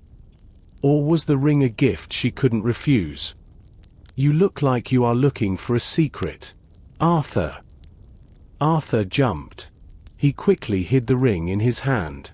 He looked up and saw a man standing near a large oak tree. It was the man in the grey suit. Sam. He was not wearing his hat now, and his hair was thin and white. He didn't look like a wolf anymore. He looked like a tired old man. But his eyes were still sharp. I'm just sitting in the park. Sam. Arthur said. He tried to keep his voice calm. It is a public space. Sam walked closer and sat on the other end of the bench. He didn't look at Arthur. He looked at the children's playground, which was empty. The mayor is not a patient man. Arthur. He knows you went to the bank. He knows about the box. Then why are you telling me this? Arthur asked. Sam sighed. A cloud of cold breath came from his mouth. Because I knew Elena too. I was the driver. I saw them together. Julian was obsessed with her. He gave her that ring. But she found out where the money for it came from. She was going to go to the police on July 15th. Arthur looked at the man in surprise. You were there that night. I was in the car. Sam whispered. I saw Julian's face. He was desperate. He didn't want to hurt her, But he couldn't let her talk. The mayor, he was the one who told Julian to be firm. I have lived with that secret for 28 years. Arthur. My conscience is a heavy clock that never stops ticking. Arthur felt a strange moment of connection with this man. They were both carrying the weight of the past. The initials in the ring. Arthur said, showing the gold band. They were a promise that became a curse. Sam nodded slowly. The mayor wants that ring. He wants the records. If you give them to him, he might let you live. But if you want justice for Elena, you need to find the missing page from the diary. It tells exactly where she was going that night. Sam stood up. Go to the library. Martha knows more than she is saying. But be careful. The mayor's car is already turning onto Main Street. Arthur watched Sam walk away. The tall man disappeared into the shadows of the large oak trees. Arthur felt a cold wind on his neck. He looked toward Main Street. A long, black car was moving slowly. It looked like a shark in the water. It was the mayor's car. Arthur knew he had to move fast. He could not let the mayor see him with the bank records. He did not walk on the sidewalk. He stayed behind the tall bushes and the stone walls of the park. His heart was hitting his ribs. He felt the heavy envelope in his coat. Every time a car passed, he froze. He reached the back of the library. There was a small door for book deliveries. Arthur tried the handle. It was locked. He knocked on the door softly. Martha. It is Arthur. Please open the door. He waited. He heard the sound of the black car's engine from the front of the building. The car stopped. A door closed. Then, he heard the back door of the library unlock. Martha pulled him inside quickly. Her face was very white. He is here. Arthur. She whispered. The mayor is in the front hall. He is asking for you. He says he knows we are friends. I have the ring. Martha. Arthur said. He showed her the gold band. And I have the bank records. Sam told me everything. He was the driver. Martha looked at the ring and then at Arthur. Sam talked to you. I did not think he would ever speak. He has been silent for 28 years. He told me about a missing page. Arthur said. He said you know more about it. He said it tells where Elena went that night. Martha led him down the stairs to the basement. It was dark and smelled like old paper. She walked to a small wooden box under a table. She opened it and pulled out a single piece of paper. It was yellow and the edges were torn. Elena gave this to me the day she disappeared. Martha said. She told me to keep it safe. She said it was the last part of her story. I was too afraid to show it to the police. The mayor's father was the boss of the police back then. Arthur took the paper. His hands were shaking. He read the messy handwriting. I'm going to the old clock tower tonight. Julian says he will give me the documents there. But I do not trust him. If I do not return, look for the clock that never strikes 13. The clock tower. Arthur whispered. The tower was the tallest building in Oakhaven. It sat in the middle of the town square. But the clock tower has been closed since 1995. Suddenly, they heard heavy footsteps on the floor above them. A loud, angry voice called out. Arthur Pendergast. I know you are here. Come out now. It was the mayor. He was not waiting anymore. He was coming down to the basement. The mayor's footsteps were like thunder on the wooden floor above. Arthur and Martha stood in the dark basement. Frozen. The air felt thin and cold. Arthur looked at the yellow page in his hand. The clock tower. It was the last piece of the puzzle. We cannot stay here. Martha whispered. Her voice was thin with fear. There is a small tunnel. It was used to move coal many years ago. It leads to the cafe across the street. She grabbed a heavy iron key from a hook on the wall and pulled Arthur toward a small, dark door hidden behind a row of bookshelves. They scrambled through just as the basement door at the top of the stairs opened. Arthur didn't look back. He followed the small circle of Martha's flashlight through the narrow, dusty tunnel. A few minutes later, they climbed a short ladder and pushed open a trapdoor. They were in the back kitchen of the Silver Spoon, the local cafe. The smell of fresh coffee and cinnamon was a strange contrast to the dusty basement they just left. "Sit down, Arthur," Martha said, pushing him toward a small table in a dark corner. "Try to look normal. If he sees us through the window, he must think we are just having a morning tea." A waitress brought them 2 cups of hot tea. Arthur's hands were shaking so much the spoon against the ceramic cup. He took a sip. The heat helped calm his racing heart. He looked across the street. The mayor was standing on the steps of the library, talking into a radio. His face was red with anger. "The clock that never strikes 13. Arthur whispered, leaning over the table. "What does it mean, Martha? Clocks only go up to 12. Martha looked at her tea. She looked very old in the dim light of the cafe. "There is an old story in this town, Arthur. The clock tower was built by a man who lost his daughter. He wanted a clock that could stop time. People say there is a hidden gear. If you move the hands to a certain position, the clock doesn't strike 12. It strikes a 13th time. And that opens something?" Arthur asked. Elena believed it did. Martha replied. She said the 13th strike was the key to the Henderson family's darkest secret. Julian knew she was looking for it. That is why he met her there. Arthur looked at the clock tower in the center of the square. It was a tall, gray finger of stone pointing at the sky. The 4 clock faces were frozen at different times. It had been silent for decades. "I have to go there," Arthur said. "Tonight." "You are a clockmaker, Arthur," Martha said, her eyes shining with tears. "You are the only one who can make that old machine speak again. But be careful. The mayor isn't just looking for the records anymore. He is looking for you."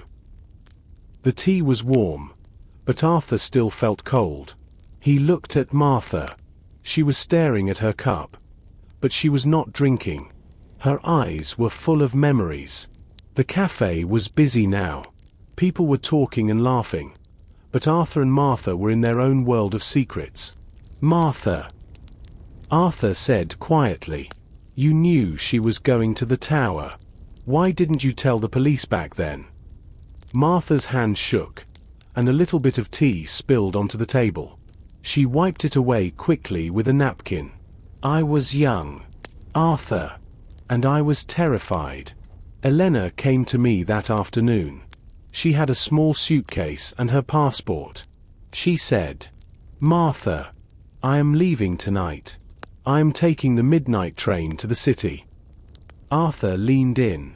"So she wasn't planning to stay in the tower?" "No," Martha said. "The tower was a stop. She said Julian had a ledger, a book of all the stolen money.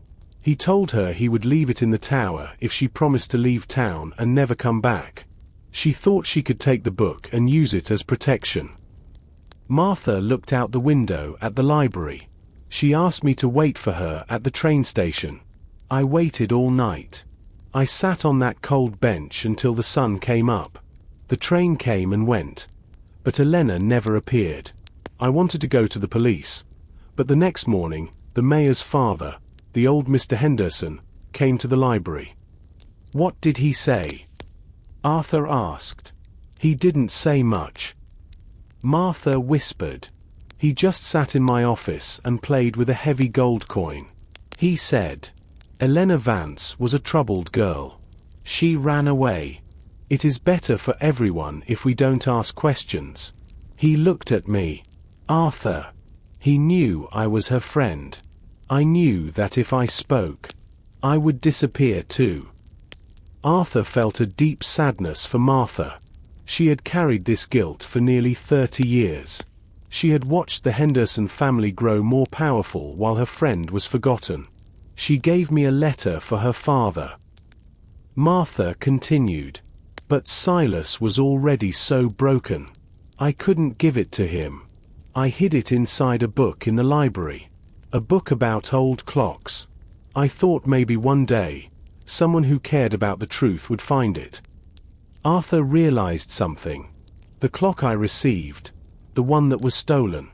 Do you think Silas found the letter before he died? Do you think he was the one who prepared the mystery? Silas was a smart man. Martha said. He worked at the bank. He knew how to hide things. Maybe he wanted someone like you, someone with the skill to fix what was broken, to finish the job. Arthur stood up. He felt a new strength. He wasn't just a clockmaker anymore. He was the person Elena and Silas had been waiting for. I'm going to the tower. Martha. I'm going to find that ledger. Arthur left the cafe through the kitchen door. He did not want the mayor to see him. He walked through a small garden and reached his shop. The street was quiet now, but he knew the black car was somewhere nearby. He went inside and locked the door. He felt safer among his many clocks. He went to his desk and opened the brown envelope he took from the bank. Inside, among the bank records, there was a small, hand-drawn map. It was very old. The paper was stiff and brown. It showed the center of Oakhaven as it looked many years ago. The map showed the town square, the library, and the clock tower. Arthur looked closely at the drawing of the tower. There were notes written in the margins in very small letters. The handwriting belonged to Silas Vance, Elena's father. The secret is in the shadow. The note said. Arthur looked at the drawing of the tower's base. There was a small arrow pointing to the north side. Below it, Silas had written, "The weight must be balanced. Use the 13." Arthur realized that the clock tower was more than a building. It was a giant machine.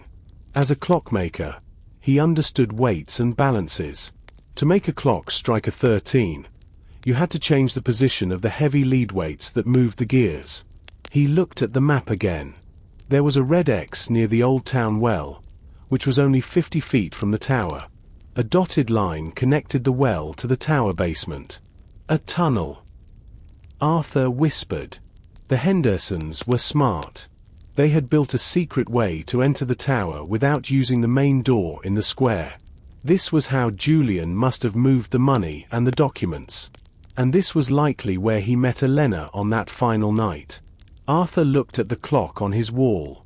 It was 3 o'clock in the afternoon. He had a few hours before the sun went down. He needed to prepare. He found his heavy leather tool bag. He put in a hammer, a set of keys, his strongest flashlight, and a small bottle of oil for old gears. He also took the gold ring. He looked at the initials EV and JH1 last time before putting it in his pocket. He felt like the ring was a compass, pointing him toward the end of the story. He sat in his chair and watched the sun move across the floor.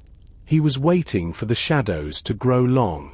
He knew that tonight, the silence of Oakhaven would finally be broken.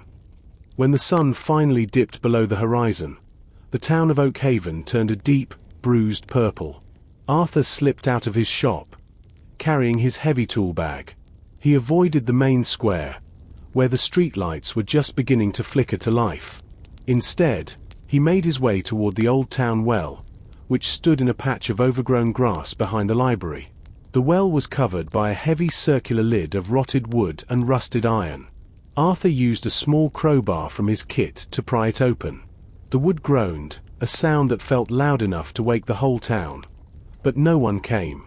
Below the lid was not water, but a dry, stone-lined shaft with a rusted iron ladder. Arthur climbed down, his boots clanging softly against the metal.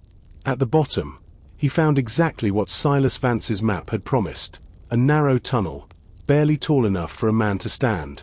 The walls were damp, and the air smelled of wet earth and ancient secrets. He walked for what felt like miles, though it was likely only 100 yards. Finally, the tunnel ended at a heavy wooden door reinforced with iron bands. This was the entrance to the tower's basement. Arthur reached into his pocket and pulled out the silver key. He prayed it wasn't just for the bank box. He inserted the key into the lock. It was stiff, frozen by years of disuse. He applied a few drops of oil from his bottle and waited. Then, with a slow, deliberate turn, the mechanism clicked. The door swung open on complaining hinges. Arthur stepped into the base of the clock tower. His flashlight beam swept across the room, revealing massive wooden beams and the base of a giant pendulum that reached up into the darkness above. The silence was absolute, a heavy, waiting silence that had lasted for 28 years. He began to climb the spiral stone stairs that wound around the inside of the tower walls. His legs ached, and his breath came in ragged gasps. But he didn't stop. As he reached the first landing, he saw it, the massive machinery of the clock. It was a forest of brass gears, some as large as wagon wheels, all frozen in time. But something was wrong. As Arthur reached the main gear assembly, he saw a dark shape slumped against the central pillar. He moved his light closer, his heart stopping in his throat. It was a suitcase, the small, leather suitcase Martha had described. It was covered in a thick layer of dust, but it was still closed, and sitting right on top of it, held down by a heavy brass weight, was a single, leather-bound ledger. Arthur reached for the ledger. His fingers brushed against the cold leather. This was the proof, the evidence that Elena Vance had died for. He opened the first page. It was a list of names, dates, and amounts. It confirmed everything Martha and Sam had said. The Henderson family had built their empire on the stolen savings of the people of Oakhaven. Suddenly, a bright light hit Arthur from the top of the stairs. He shielded his eyes. "I knew you would find it, Arthur." A voice boomed. It was the mayor. He was standing on the landing above, looking down with a face like stone. Behind him stood Sam, his expression unreadable. "You have a talent for fixing things, but some things are meant to stay broken." The mayor began to walk down the spiral stairs, his heavy boots echoing. "Give me the ledger, and we can end this. I'll give you enough money to retire. You can leave Oakhaven tonight, just like Elena was supposed to." "She didn't run away, did she?" Arthur asked, his voice shaking but loud. "You and Julian met her here. You tried to buy her silence, and when she wouldn't take the deal, what happened?" The mayor stopped a few steps above Arthur. "My brother was impulsive. He didn't mean to. He just wanted to stop her from leaving with that book. It was an accident, Arthur. A tragic accident of history." Arthur looked at the massive gears of the clock. He remembered Martha's words about the 13th strike. He realized the mayor wasn't just here for the ledger. He was here to make sure the clock stayed silent forever.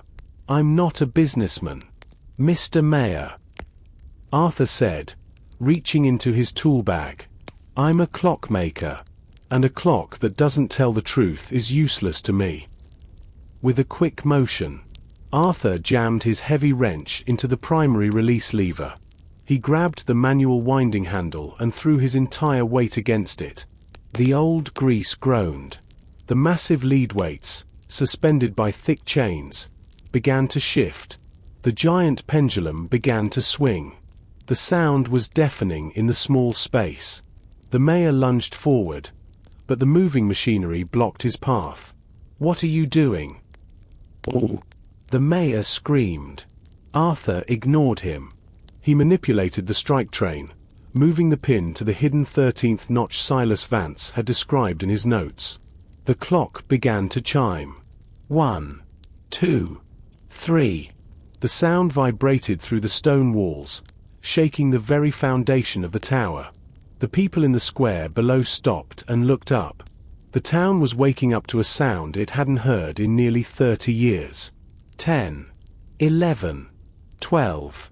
Arthur held his breath. The machinery paused. Then, with a heavy, metallic thud, the hammer hit the great bell one final time. 13. As the final vibration echoed, a hidden panel in the central wooden pillar clicked open. A small, wooden box fell out, landing at Arthur's feet. It was the oak clock's twin, but inside was something even more valuable. A cassette tape labeled July 15th, 1995. The truth. The echo of the 13th strike hummed through Arthur's very bones. The mayor stood frozen on the stairs, his face twisting from arrogance to pure, unfiltered panic. The town square below was no longer silent. He could hear the faint sounds of car doors slamming and people shouting. The impossible chime had acted like a flare in the night sky. Arthur reached down and grabbed the small wooden box. He felt the weight of the cassette tape inside, the living voice of the past. "Give it to me, Arthur!" The mayor roared, his voice cracking. He lunged over the spinning brass gears, reaching for Arthur's coat. "No," Arthur said, stepping back toward the edge of the wooden platform. "This belongs to the town. It belongs to Elena." The mayor lunged again, but a large, pale hand caught his shoulder and pulled him back. It was Sam. The man in the grey suit wasn't looking at the mayor. He was looking at the pendulum, his eyes wet with tears. "It's over, Julian," Sam said quietly. "The clock has spoken. You can't stop the sun from rising. You work for me." The mayor screamed, struggling against Sam's grip. "I made you. I kept you out of a cell. You kept me in a different kind of cell for 30 years. Sam replied. He looked at Arthur and gave a small, weary nod. "Go, Arthur. The police are coming. Use the main door. Let them see you." Arthur didn't wait. He clutched the ledger and the small wooden box to his chest and ran down the spiral stairs. His heart was a frantic ticking in his ears. He reached the heavy main doors of the tower, the ones that had been locked since 1995. He threw the heavy iron bolt back and pushed. The doors swung open, and the cold night air hit him like a physical force. The square was full of people. They were standing in their pajamas and coats, staring up at the tower. In the center of the crowd stood 3 police cars, their blue and red lights painting the stone buildings in rhythmic flashes. Chief Miller stepped forward, his hand on his belt. "Arthur, what's going on? Who was ringing that bell?" Arthur walked down the stone steps, his legs feeling like lead. He walked straight to the chief and held out the ledger and the cassette tape. "My name is Arthur Pendergast," he said, his voice clear and steady for the first time in years. "I am a clockmaker, and I'm here to report a crime that started 28 years ago." From high above in the tower, a shadow appeared in the great arched window. It was the mayor, looking down at the crowd, realized that for the first time in his life, he couldn't control the time. The investigation that followed was the largest in the history of the county. The cassette tape, recorded by Elena Vance on that final night, was a masterpiece of bravery. She had hidden a small recorder in her suitcase, capturing the entire argument with Julian and the mayor. The tape proved that while Julian had been the one to strike her in a fit of rage, the mayor, then just a young lawyer, had orchestrated the cover-up, moving the body to the river and using his father's influence to silence the police. Julian Henderson, who had lived a life of quiet luxury in a neighboring city, was arrested the following morning. The mayor resigned in disgrace before being taken away in handcuffs. Arthur sat in his shop a month later. The morning sun was warm, and the air was filled with the familiar, comforting tick-tock of his clocks. The oak clock, the one that had started it all, had been returned to him by the police. It sat on his main work table, polished and perfect. The town had changed. There was a new sense of openness. A small memorial for Elena Vance now stood at the base of the clock tower, always decorated with fresh flowers. Martha visited it every day. She looked younger now. The weight of her secret finally lifted. A small bell rang as the shop door opened. It was a young girl, perhaps 12 years old, holding a small plastic watch. "Can you fix this, Mr. Arthur?" she asked shyly. "It stopped working yesterday." Arthur smiled and put on his magnifying loupe. He looked at the girl, then at the watch. "Of course I can. Time is a very precious thing. You know, we have to make sure it keeps moving." He opened the back of the watch. It was a simple fix, a loose battery. As he worked, he thought about Silas, Elena, and even Sam. They had all been pieces of a much larger machine. He realized that as a clockmaker, his job wasn't just to fix gears and springs. It was to ensure that the truth, no matter how long it stayed hidden, eventually found its way to the surface. He handed the watch back to the girl. "There you go. Good as new." She thanked him and ran out into the bright Oakhaven afternoon. Arthur stood at his window and watched her go. He reached into his pocket and felt the small gold ring. He hadn't given it to the police. It wasn't evidence of a crime, but a piece of a person. He walked to the back of the shop, opened the hidden drawer in the oak clock, and placed the ring inside. He closed the drawer with a soft click. "Rest well, Elena," he whispered. The clock on the wall struck 12. The sound was clear, honest, and exactly on time. Arthur picked up his tea, sat in his favorite chair, and listened to the peaceful heartbeat of his shop. For the first time in 28 years, time in Oakhaven was finally right. The conviction of Julian and the mayor felt like a victory. But the atmosphere in Oakhaven didn't stay light for long. Within weeks of the trial, the massive Henderson estate, a sprawling Victorian mansion known as Blackwood Manor, was seized by the state. However, the legal process was messy. There were rumors of a third brother, or perhaps a cousin, who lived in Europe and was now returning to claim what remained of the family name. Arthur tried to stay out of the gossip. He was content in his shop, but the oak clock he had rescued still sat on his workbench. He had fixed it, but it kept behaving strangely.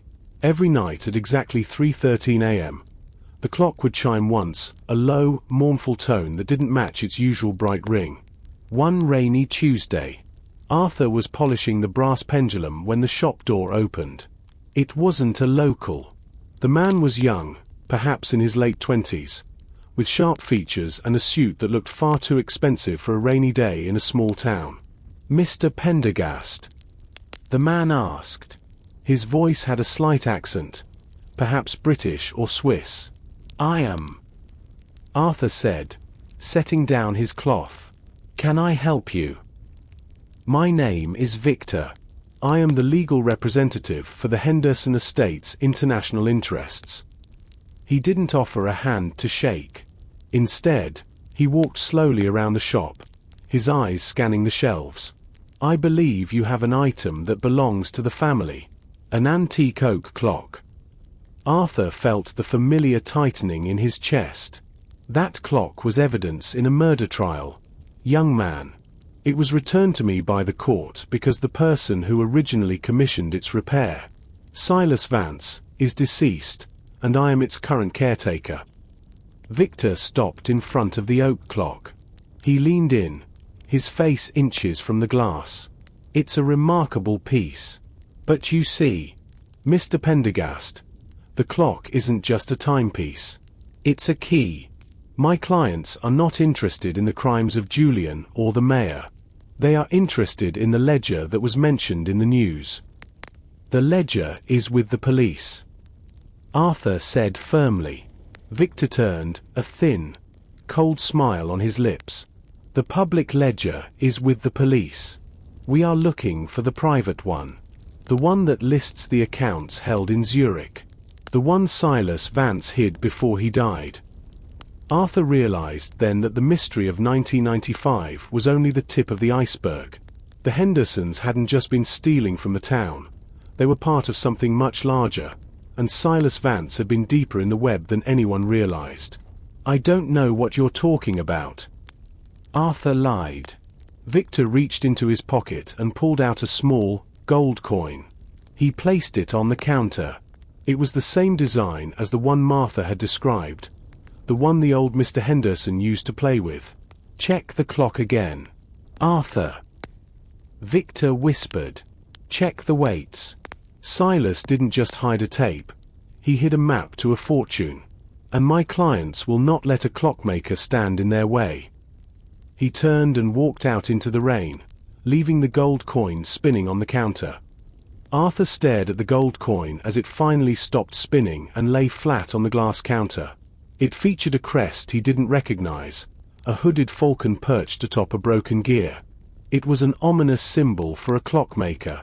He picked it up. It was surprisingly heavy, much heavier than standard gold. He looked back at the oak clock. Victor's words, "Check the weights," echoed in the quiet shop. Arthur had handled this clock 100 times, but he had always focused on the escapement, the hairspring, and the delicate gears of the secret drawer. He had never truly scrutinized the driving weights. In a long case clock, the weights provide the energy. They are usually simple cylinders of brass filled with lead. Arthur unhooked the left weight, the one responsible for the striking train. It felt standard. Then, he unhooked the right weight, the one that powered the timekeeping. His eyes widened. The right weight was slightly longer, perhaps by half an inch, but it felt significantly lighter than the left. In a balanced clock, this shouldn't be possible. He brought the weight over to his workbench and placed it under a bright halogen lamp. Using a fine-toothed jeweler's saw, Arthur carefully began to probe the bottom cap of the brass cylinder. To a normal eye, the brass looked solid, but Arthur's loupe revealed a microscopic seam, hidden by a layer of aged lacquer. He applied a small amount of heat with a soldering torch, smelling the faint scent of melting wax. The cap fell away. It wasn't lead inside. Arthur tipped the cylinder over his green felt mat. Out tumbled a series of small, translucent vellum scrolls, no larger than toothpicks, each wrapped tightly with silver wire. Along with the scrolls came a small, intricately carved key made of black bone. He unfurled the first vellum scroll. The ink was faded but legible. It wasn't a list of names or bank accounts. It was a series of geographical coordinates and a set of architectural drawings. Arthur recognized the style immediately. It was the blueprint for the very shop he was standing in. But the drawings showed a sub-basement that didn't exist on his building's deed. "Silas," Arthur whispered, "what did you build under my feet?" The realization hit him like a physical blow. Silas Vance hadn't just been a friend. He had been the architect of a fallback plan. He had used the clock as a GPS for a treasure that the Hendersons had been hunting for decades. The international interests Victor represented weren't just looking for money. They were looking for the Blackwood Archive, a collection of documents that supposedly held the secrets of every powerful family in the state.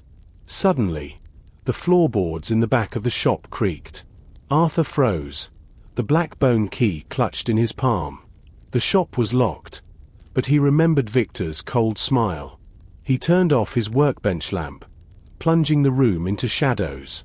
Through the thin gap in the curtains, he saw a black car idling across the street. But the sound hadn't come from the street. It had come from the cellar door behind the counter. Someone wasn't coming for the clock anymore. They were coming for what was beneath it. Arthur crouched behind the counter, his heart hammering against his ribs. The black bone key felt icy in his palm.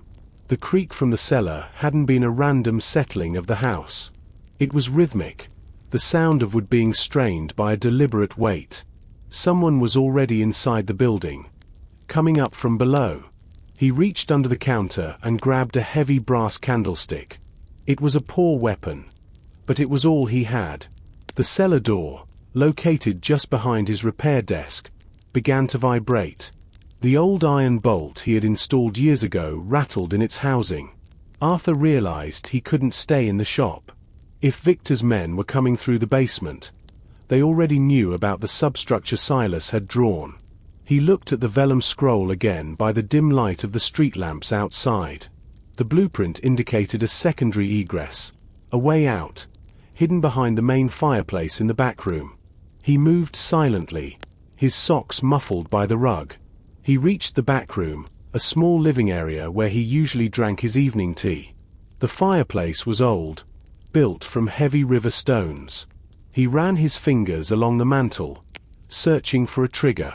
The cellar door in the other room burst open. He heard the heavy thud of boots on the hardwood. "Find the scrolls." A voice hissed. It wasn't Victor's smooth accent. This was a rougher, local voice. Arthur's fingers found a small, recessed stone near the hearth. He pushed it. With a groan of stone on stone, the back of the fireplace slid inward, revealing a dark, narrow staircase. He slipped inside and pulled the stone back into place just as the men entered the room. He stood in total darkness. He didn't dare turn on his flashlight yet. He followed the stairs down, feeling the cold, damp walls. After 30 steps, the air changed. It no longer smelled like the shop above. It smelled like old parchment and ozone. He clicked on his flashlight, keeping the beam low. He was in a small, circular room lined with metal filing cabinets. In the center of the room was a large, iron desk. Resting on the desk was something that made Arthur's jaw drop. It was another clock, but unlike any he had ever seen. It was made of dark, heavy metal, possibly lead, and it had no face. Instead, it had a series of rotating rings marked with symbols, not numbers. Beside the clock was a leather-bound journal. Arthur opened it. The first page was dated August 12th, 1995. The Hendersons think they are stealing money. The entry began in Silas Vance's familiar hand. They don't realize they are accidentally funding the preservation of the archive. If Julian kills Elena, I will bury their world beneath this shop. The bone key is the only way to stop the countdown. Arthur looked at the faceless clock. A small, rhythmic click echoed in the small room. The countdown Silas mentioned wasn't a metaphor. The rings were moving. As the symbols aligned, a low hum began to vibrate through the floor. He realized then that Silas Vance hadn't just been a banker or a friend. He had been a guardian. And the Blackwood Archive wasn't a library. It was a weapon of information. Suddenly, the ceiling above him groaned. Dust rained down. The men upstairs were tearing the shop apart, looking for the entrance. Arthur looked at the black bone key and then at the small keyhole in the center of the faceless clock. He had a choice: hide the truth forever, or start the machine and see what Silas had truly left behind. Arthur stared at the black bone key in his hand. Upstairs, the sounds of destruction were getting louder. He heard the heavy thud of his antique display cases being overturned and the heart-wrenching shatter of glass. They were looking for the entrance to this room, and it was only a matter of time before they figured out the mechanics of the Riverstone fireplace. If I do nothing, they take everything. Arthur whispered to the shadows. And if Silas was right, everything is a fire that will burn this town down. He turned back to the faceless clock. The rotating rings were spinning faster now. The symbols, an eye, a scythe, a locked gate, aligning in a sequence that made his head swim. He noticed a small aperture in the very center of the lead casing. It was exactly the size of the black bone key. With a trembling hand, Arthur inserted the key. It didn't turn easily. It felt like trying to move a mountain with a toothpick. He adjusted his grip, using the strength he had developed from decades of winding heavy grandfather clocks. He gave a sharp, decisive twist. The sound was deep, echoing through the small sub-basement like a gunshot. For a moment, everything went silent. The footsteps upstairs stopped. The hum of the machine ceased. Then, The walls began to move. The filing cabinets didn't just open. They slid along tracks in the floor, rearranging themselves like a giant puzzle. The center of the room descended 6 inches, and a pedestal rose from the iron desk. On it sat a primitive computer terminal from the mid-90s, its green phosphor screen flickering to life. System status. Archive unlocked. User. Vance. S. Input required. Final override code. Arthur stared at the screen. He didn't know a code. He looked back at the vellum scrolls he had pulled from the clock weight. He unrolled the second one. It wasn't a map. It was a poem, or perhaps a mnemonic. The hour of the crime, the minute of the plea, the second the heart stopped, is the only way to see. He knew those numbers. July 15th, 1995. The tape had revealed the exact moment Elena's voice had cut off. 11:47 and 22 seconds p.m. He reached for the clunky, mechanical keyboard. But a loud crack from the staircase stopped him.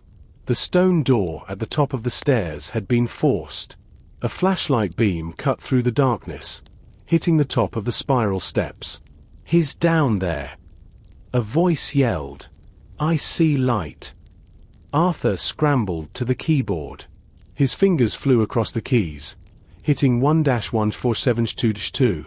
The computer groaned, the internal cooling fan whirring like a jet engine. The screen began to scroll through thousands of lines of data, names of judges, offshore account numbers, and scanned images of signed confessions. This was the Blackwood Archive. It wasn't just about the Hendersons.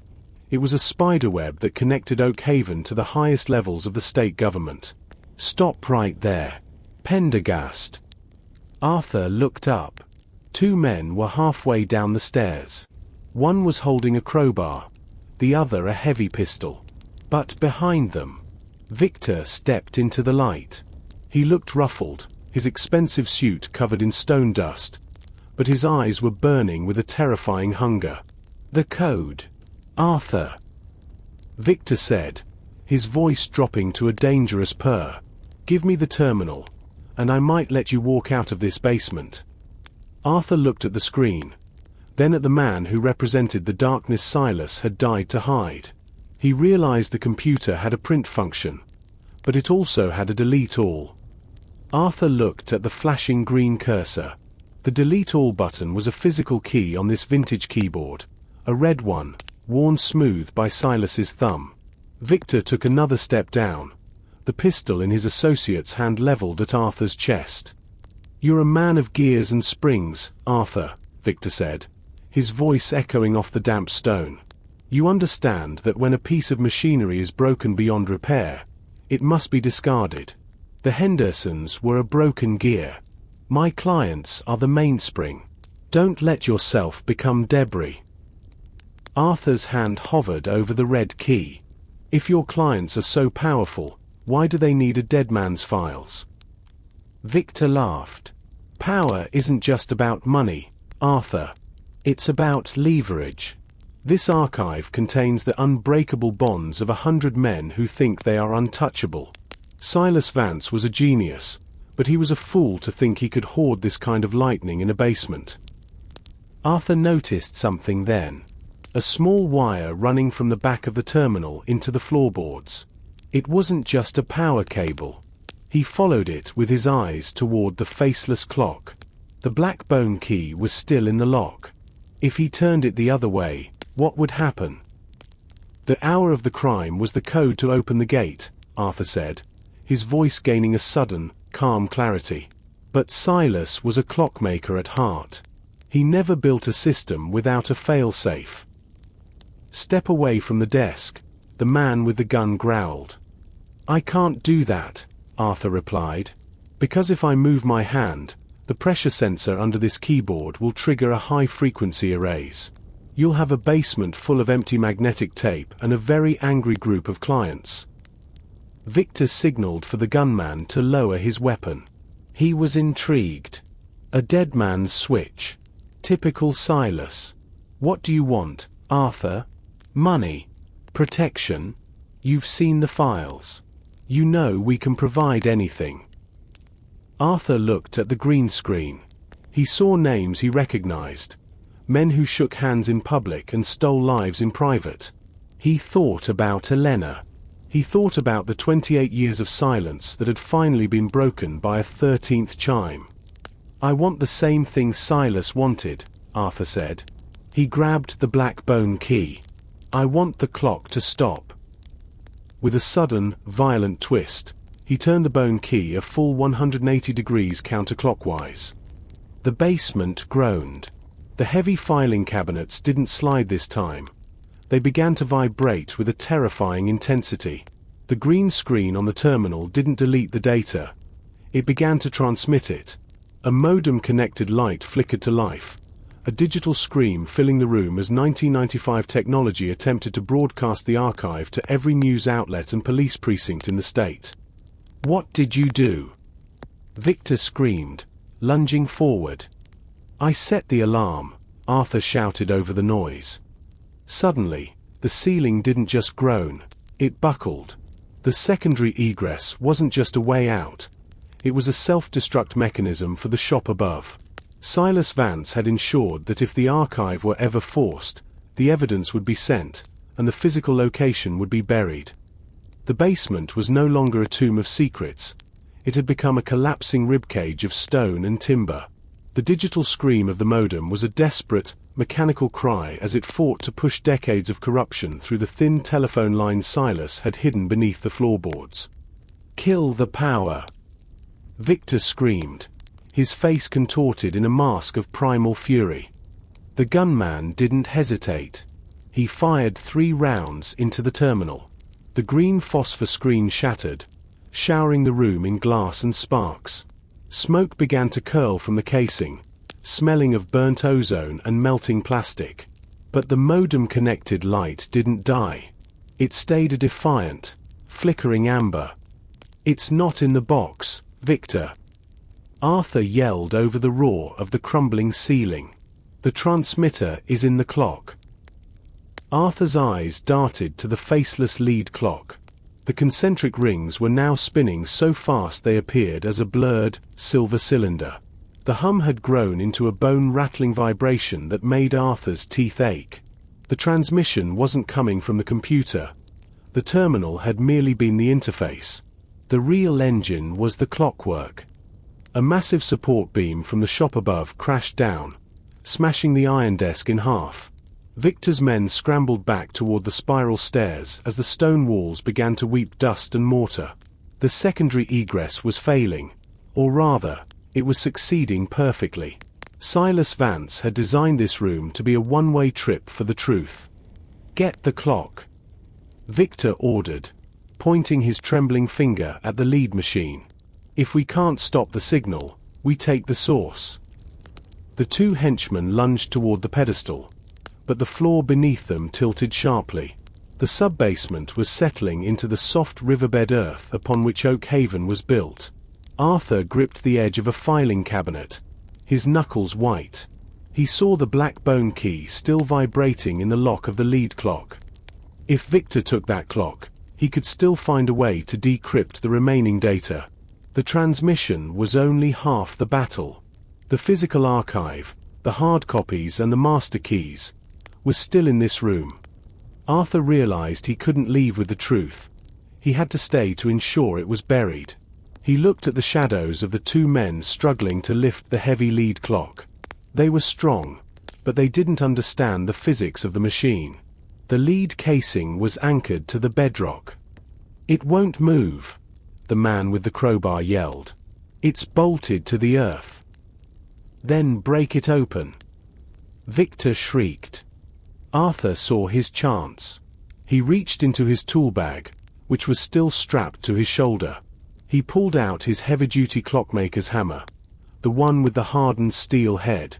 He didn't aim for the men. He aimed for the mainspring housing of the faceless clock. He lunged through the falling debris, his boots slipping on the slick stone. He swung with every ounce of strength he possessed. The steel hammer hit the lead casing. The lead didn't shatter, but it deformed, jamming the spinning rings. The mechanical energy that had been building up for 28 years suddenly had nowhere to go. The sound was not an explosion, but a sudden, terrifying silence. For 1 second, time seemed to stop. Then, the internal gears of the clock shattered with the force of 1,000 springs snapping at once. Shrapnel of brass and steel sprayed the room. The transmission light went dark. The hum died. And then, the shop above finally gave way. The world became a deafening roar of splintering oak and crashing stone. Arthur felt a heavy weight strike his shoulder, and then everything went black. For a long time, there was only the smell of dust, dry, ancient, and suffocating. When Arthur finally opened his eyes, he was lying in a small, cramped pocket of space. The air was thick with particulates that danced in the narrow beam of his flashlight, which miraculously still flickered near his hand. He was pinned from the waist down by a section of the iron desk, but the heavy lead clock had acted as a shield, propping up a fallen support beam and creating a tiny, triangular sanctuary. "Victor!" Arthur croaked, his voice barely a whisper. There was no answer. He scanned the ruins with his light. A few feet away, he saw a polished leather shoe poking out from under a pile of rubble. It didn't move. The men who had come to steal the secret were now part of the Foundation. Arthur looked at the lead clock. It was mangled, its rings twisted and broken. But in the wreckage of the machine, something was glowing. He reached out a trembling hand and pulled a small, silver canister from the heart of the shattered gears. It was a data storage tube, airtight and indestructible. This was the master key, the physical copy of the archive that hadn't been transmitted.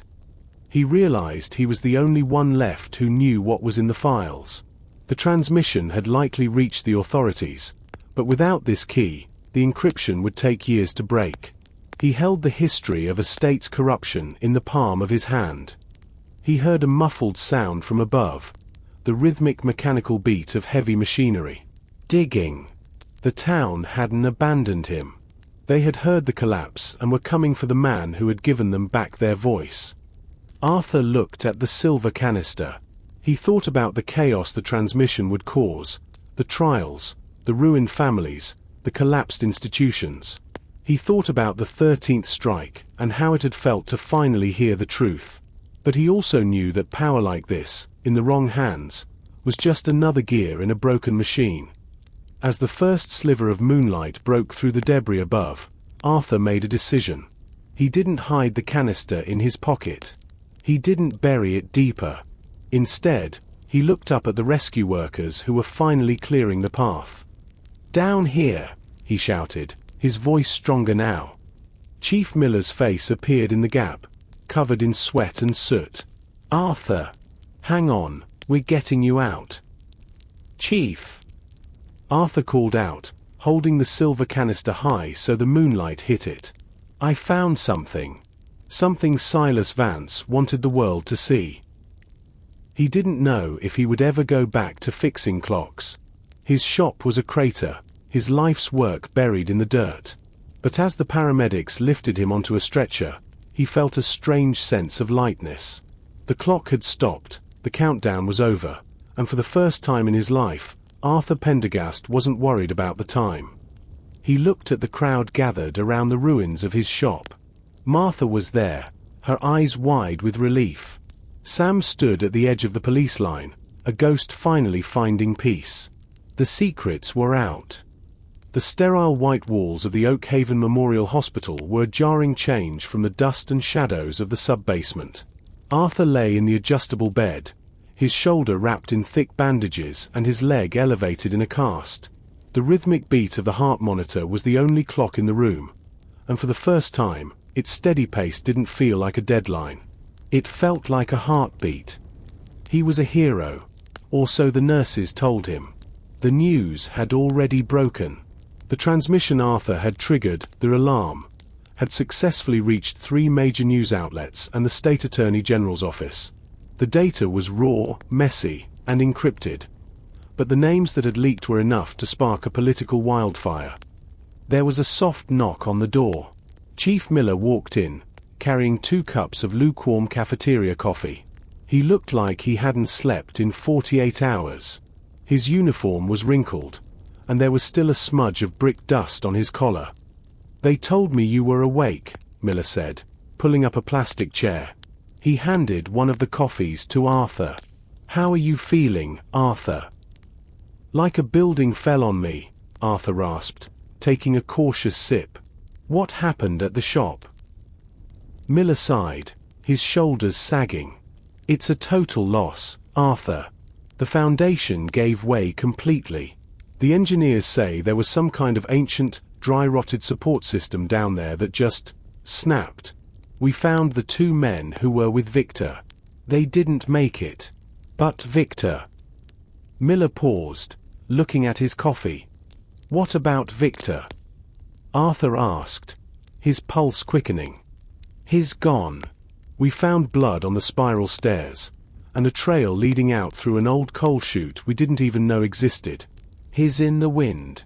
But with the files you gave us, that silver canister, he won't have anywhere to hide for long." Arthur looked at his bandaged hands. "Did the archive work, Chief? Is the truth out?" "It's more than just truth, Arthur. It's a map of 30 years of rot.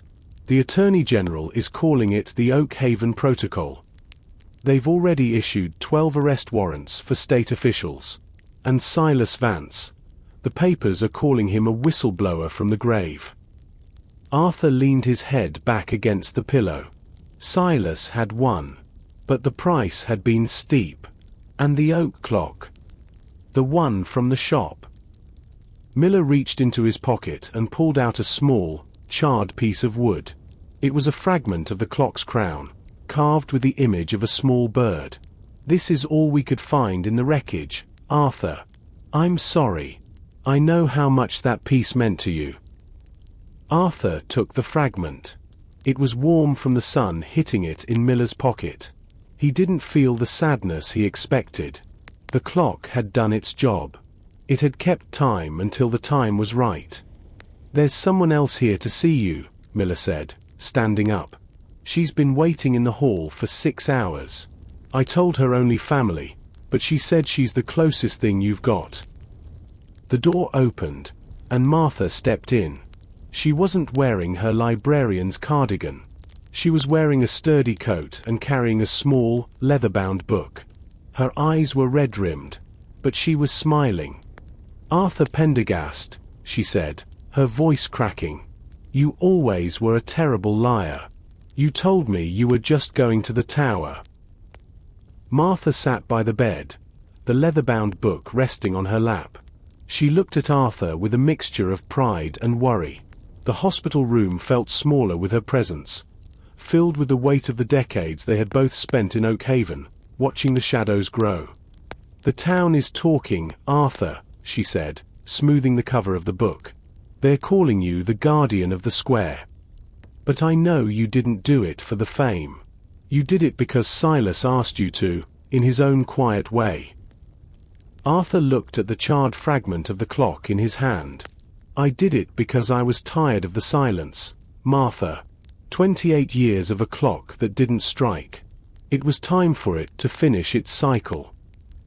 Martha nodded. She opened the book she was holding. It wasn't just any book.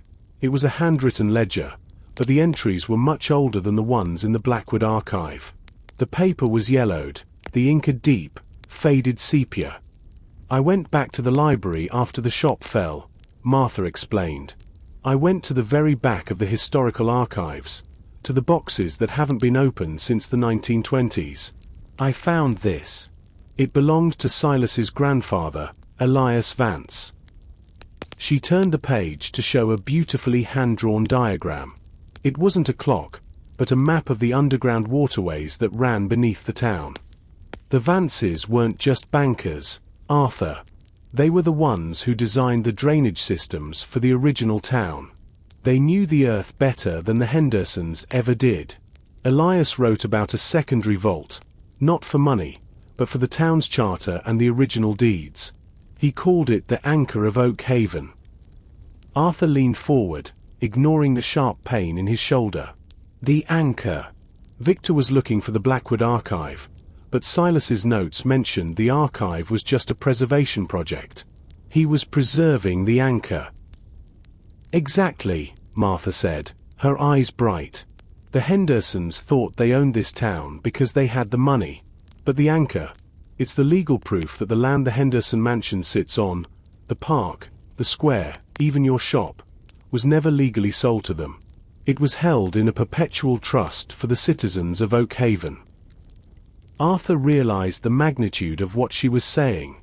If the anchor existed, the Henderson family's entire claim to their fortune and their land was a legal fiction. They hadn't just been stealing money, they had been squatters on public land for nearly a century. Victor knows, Arthur whispered. That's why he wasn't just looking for bank accounts.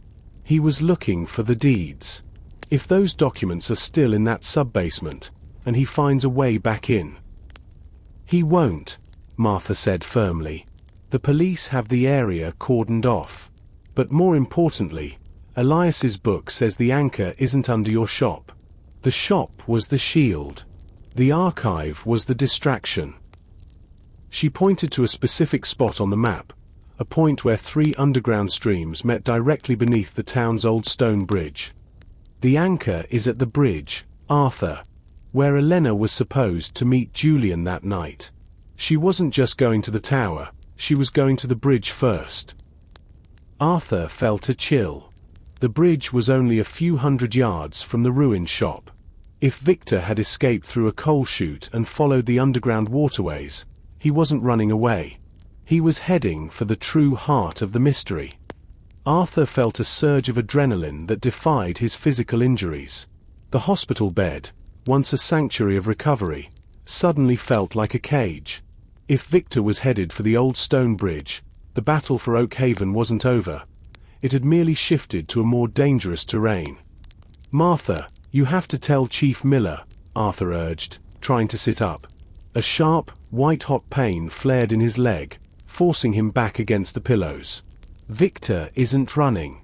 He's looking for the anchor. Martha placed a steadying hand on his arm. The chief is already at the shop ruins, Arthur. He thinks Victor escaped into the woods. But I have the map. And I have someone else who can help. She gestured toward the door. A figure stepped out of the shadows of the hallway. It was Sam. He looked different. His grey suit was gone, replaced by a simple flannel shirt and jeans. The haunted look in his eyes had been replaced by a grim, quiet determination. I know those tunnels, Arthur, Sam said, his voice low. I used to maintain the old drainage gates for the Hendersons. I thought I was just clearing silt. I didn't realize I was guarding a vault. The bridge, Arthur said, looking at Sam. Is there an entrance there? The old pump house, Sam replied. It's been boarded up since the 60s. It sits right under the north arch of the bridge. If the anchor is there, Victor will find it. He was always better at reading shadows than Julian was. Arthur knew he couldn't go, but he couldn't let them go alone. He reached into his bedside drawer and pulled out the small, charred fragment of the oak clock, the carving of the bird. He pressed it into Martha's hand. Take this. Silas Vance designed everything in layers. If there's a lock at that bridge, it won't be made of iron. It will be made of logic. Look for the 13th mark. Martha and Sam nodded and hurried out of the room. Arthur was left alone with the rhythmic ticking of the heart monitor. He closed his eyes and tried to visualize the bridge. It was a massive structure of granite and moss, built in a time when things were meant to last for centuries. As the hours passed, the hospital room grew dark. Arthur drifted into a light, feverish sleep. He dreamed of gears turning in the water, of a clock made of stone that never stopped ticking. He saw Elena standing on the bridge, holding a silver key that shone like a star. The water holds the weight, Arthur, her voice whispered in his dream. To find the center, you must let the current take you. He woke up with a start. The room was silent. He looked at the clock on the wall. It was 3:13 a.m., the same time the oak clock used to chime its mysterious note. Suddenly, the hospital's PA system crackled to life. Code blue. Engineering basement. Security to the engineering basement immediately. Arthur's blood ran cold. The hospital was only 2 blocks from the river. The engineering basement housed the old steam pipes that connected directly to the town's original drainage system. Victor hadn't gone to the bridge from the outside. He was moving through the veins of the town, and he was closer than anyone realized. Arthur didn't think about his cast or the foreline in his arm. He only thought about the sound of Victor's footsteps in the dark. He knew that the hospital's basement was a junction point for the town's oldest infrastructure. If Victor was down there, he wasn't just hiding, he was navigating. With a grunt of pain, Arthur swung his legs over the side of the bed. He grabbed his metal crutch and used it to lever himself upward. He felt dizzy, the world tilting like the floor of his ruined shop. But he gritted his teeth. He pulled the medical tape from his arm, flinching as the 4 needles slid out. He didn't have a weapon, and he didn't have a map, but he had the memory of Silas Vance's blueprints burned into his mind. He limped toward the door, his hospital gown fluttering in the cold draft of the hallway. The corridor was empty. The nurses had all rushed toward the emergency in the basement. He found the service elevator at the end of the hall. It was an old, industrial lift used for moving laundry and medical waste. He pressed the button for B2. The elevator groaned as it descended, the cable humming a low, ominous tune. When the doors opened, the air was thick with the smell of wet concrete and old steam. The engineering basement was a labyrinth of massive boilers and hissing pipes. Arthur moved as quietly as a man with a crutch could, following the sound of rushing water. He reached the back wall, where a series of heavy iron valves controlled the hospital's water supply. Behind them was a small, unassuming wooden door. It was slightly ajar. Arthur pushed it open. Beyond was a narrow stone staircase leading down into the darkness. This was the entrance to the original 19th century drainage tunnels, the veins that Martha had spoken of. He could hear a rhythmic splashing below, followed by the sound of metal scraping against stone. "You're persistent, Arthur. I'll give you that." Victor's voice echoed up the stairs. It sounded hollow, amplified by the damp walls. Arthur didn't answer. He began the slow, painful descent. Every step was a battle, his crutch clicking against the stone like the second hand of a doomed clock. At the bottom of the stairs, he found himself in a wide, circular chamber. In the center, a massive iron grate stood open, revealing a fast-moving stream of black water. Victor was standing by a secondary gate, his suit torn and his face smeared with grease. He was holding a heavy iron pry bar, working at a series of rusted gears. "This isn't just about money anymore, is it?" Arthur asked, leaning against the cold wall. "The anchor. It's the only way you can save your family's legacy. Without it, the Hendersons never existed."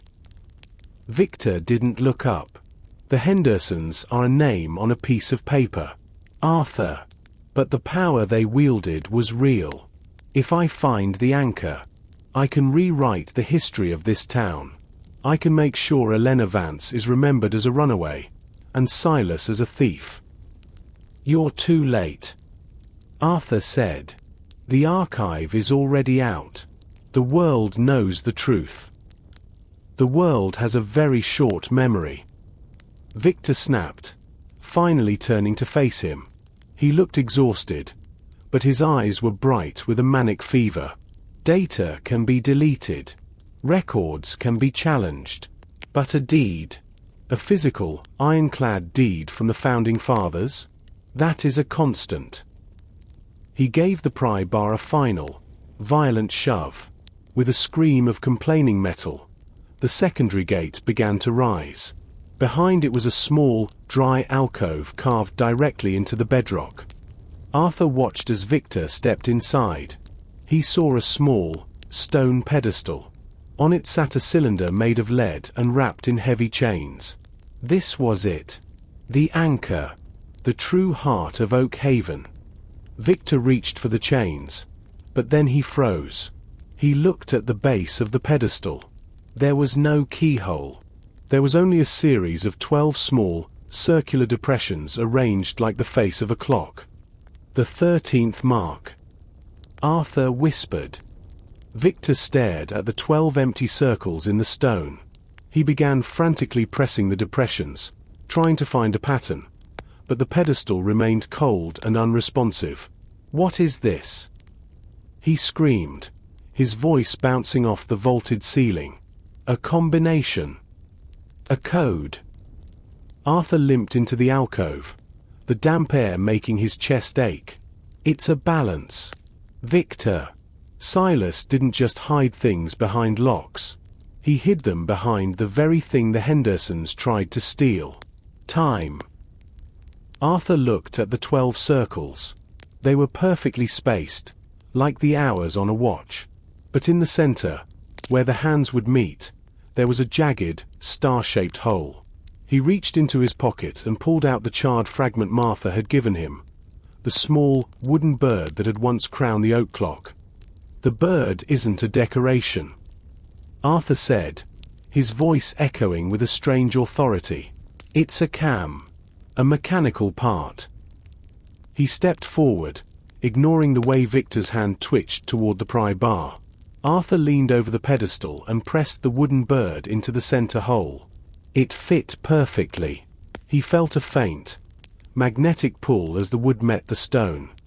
"You need weight," Arthur explained. "The anchor only reveals itself when the time is balanced. The 12 holes, they aren't for fingers. They are for the gold coins." Victor's eyes widened. He reached into his pocket and pulled out the gold coin he had shown Arthur in the shop. "I only have one." The Hendersons had hundreds, Arthur said.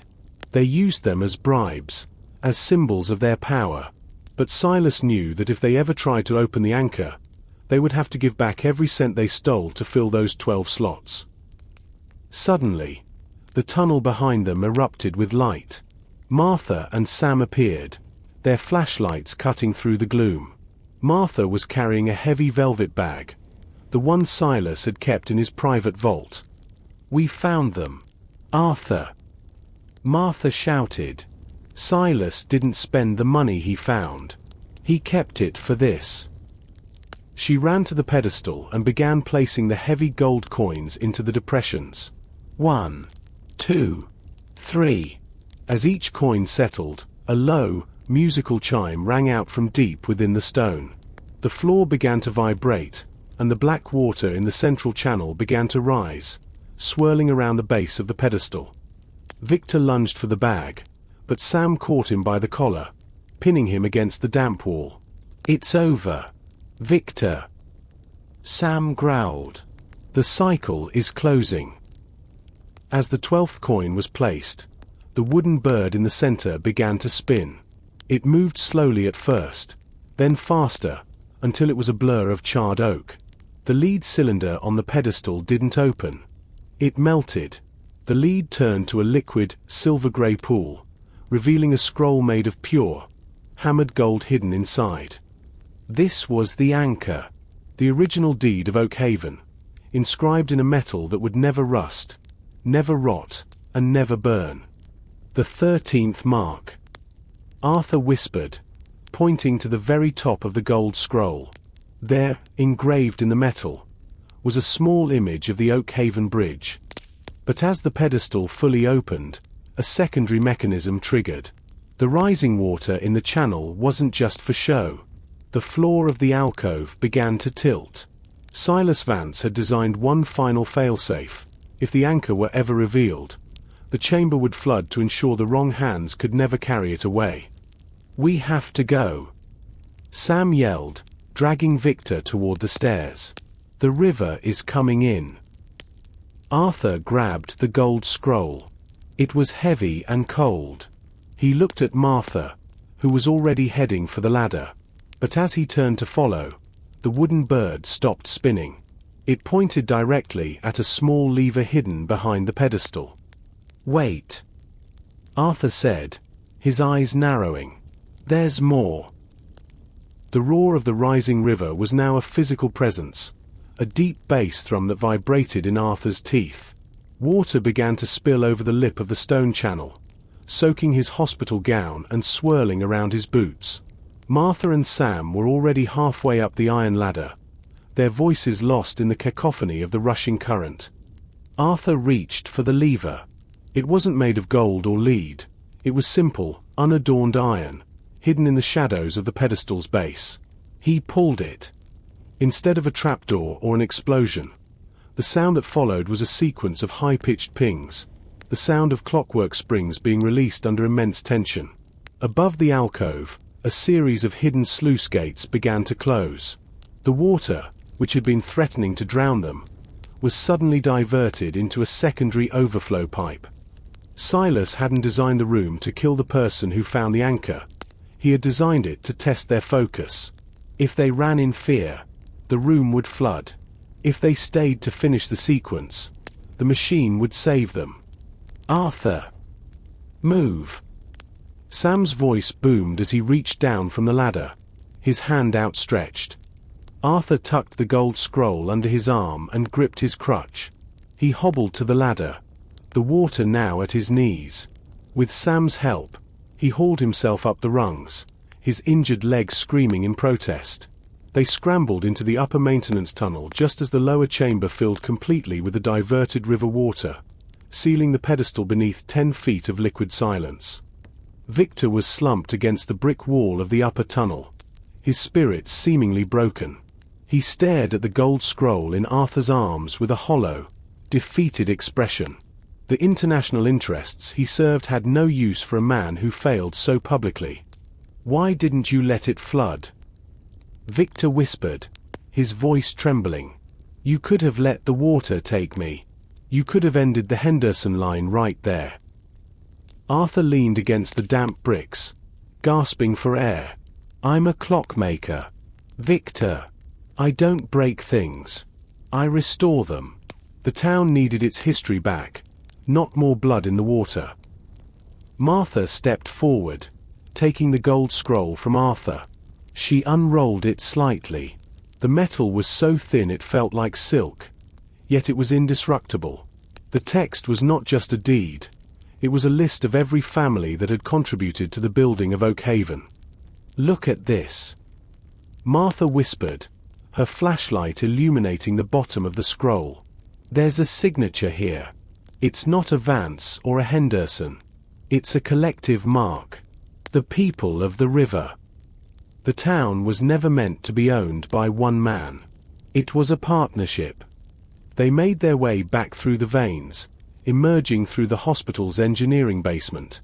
The code blue had been resolved, the security teams baffled by the sudden drop in water pressure and the strange mechanical sounds from behind the boiler walls.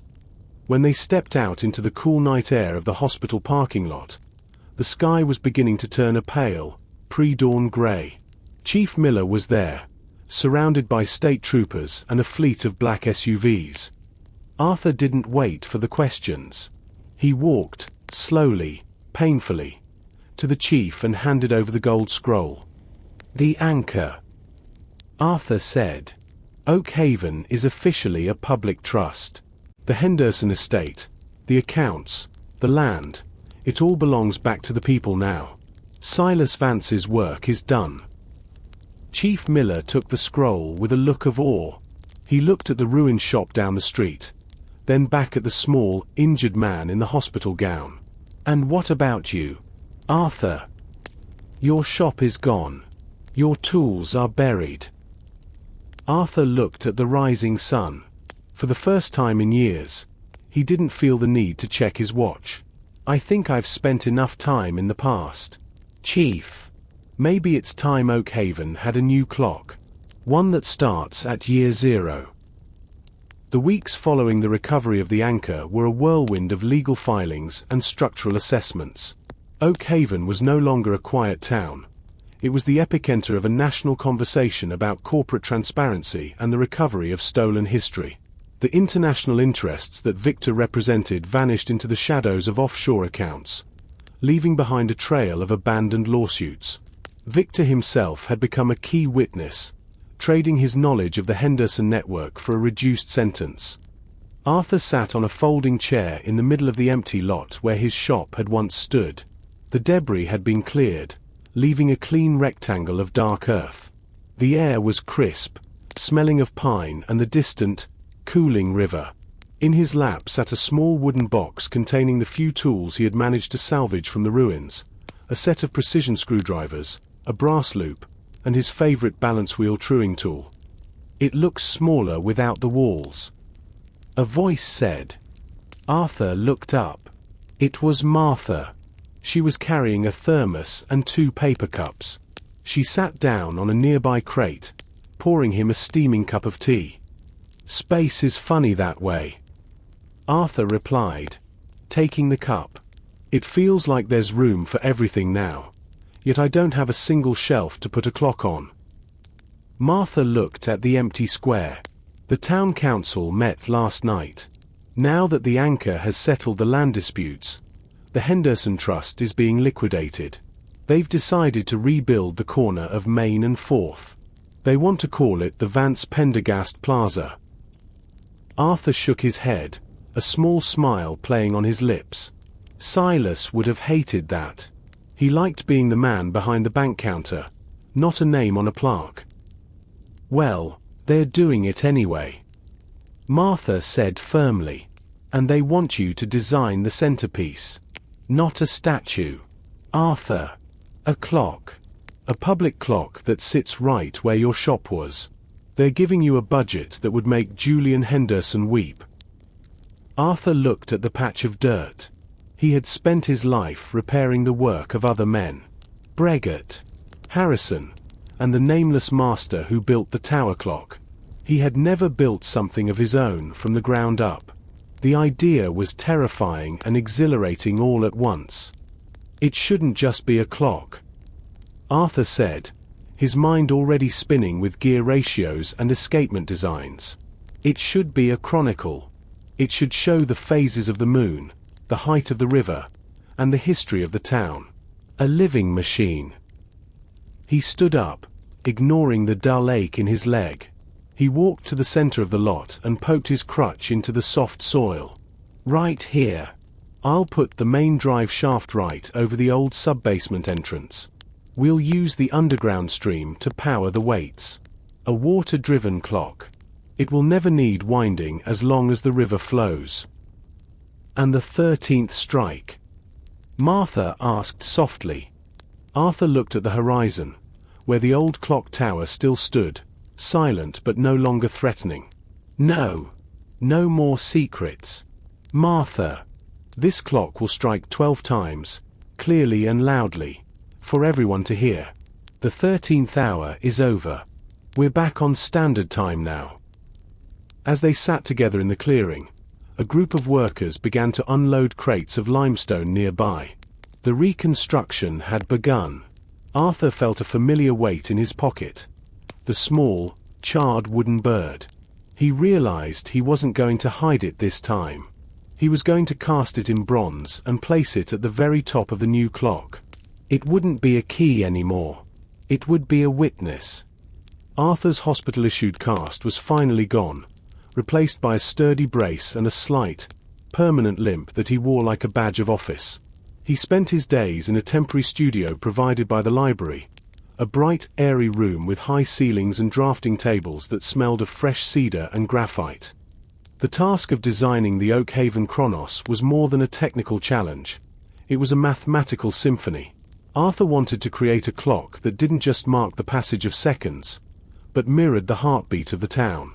To do this, he needed to master the river. The torque is the problem, Arthur muttered to himself, leaning over a massive sheet of vellum. He was sketching the primary turbine that would sit in the underground stream Silas had utilized. If the river rises after a spring thaw, the weights will drop too fast. If it freezes, the clock dies. He needed a governor, a device to regulate the speed regardless of the water's fury. He looked through his old books, but most dealt with gravity or springs. He needed something more ancient. He thought back to the lead clock in the sub-basement. It had spun with a terrifying, unregulated speed at the end, but for 28 years, it had remained perfectly silent and stable. How had Silas balanced the pressure of the earth and the pull of the water? Arthur realized he needed to go back to the ruins, not to the surface, but to the memories of what he had seen in those final moments. He remembered the concentric rings. They hadn't just been for symbols. They were a liquid displacement governor. Silas had used the very water of the river to create a counter-resistance. He began to draw. The design featured 3 glass cylinders filled with a mixture of oil and mercury. As the river turned the external turbine, the internal pressure would shift the fluid, creating a natural brake. It was a self-regulating system that required no human intervention. It was beautiful. "Arthur, you have a visitor," Martha said, poking her head into the studio. She looked concerned. "He says he's from the State Historical Society, but is asking very specific questions about the anchor's metallurgical composition." Arthur set down his charcoal pencil. The State Historical Society was often a front for private collectors. Even with the Hendersons gone, the greed for the gold scroll and the secrets of Oakhaven hadn't entirely vanished. "Send him in, Martha," Arthur said, wiping his hands on a rag. "But stay close to the phone." The man who entered was older, with silver hair and a sharp, academic air. He introduced himself as Dr. Aries Thorne. He didn't look like a thug, but his eyes had the same predatory stillness Arthur had seen in Victor. "Mr. Pendergast," Thorne began, gesturing to the blueprints. "An ambitious project. A water-powered perpetual motion machine, or as close as one can get. But I'm interested in the alloy of the anchor. Our tests on the scrapings show traces of an isotope that shouldn't exist in 19th century metallurgy." Arthur felt a chill. The mystery was shifting again. It wasn't just about deeds and money anymore. Silas Vance was a banker and a hobbyist. "Dr. Thorne, I'm sure he just used whatever gold he could find." "I don't think so," Thorne replied, leaning over the table. "I think Silas Vance found something in the riverbed. Something that predates Oakhaven. Something that the Hendersons were actually trying to protect, not just exploit." Arthur looked at his drawing of the turbine. He realized that the underground stream he was planning to use wasn't just a convenient power source. It was a vein. And the 13th mark might have been a warning about what lay even deeper than the anchor. Arthur stared at Dr. Thorne, the charcoal pencil suddenly heavy in his hand. The idea that Oakhaven was built on something older than its 19th century foundations wasn't entirely new.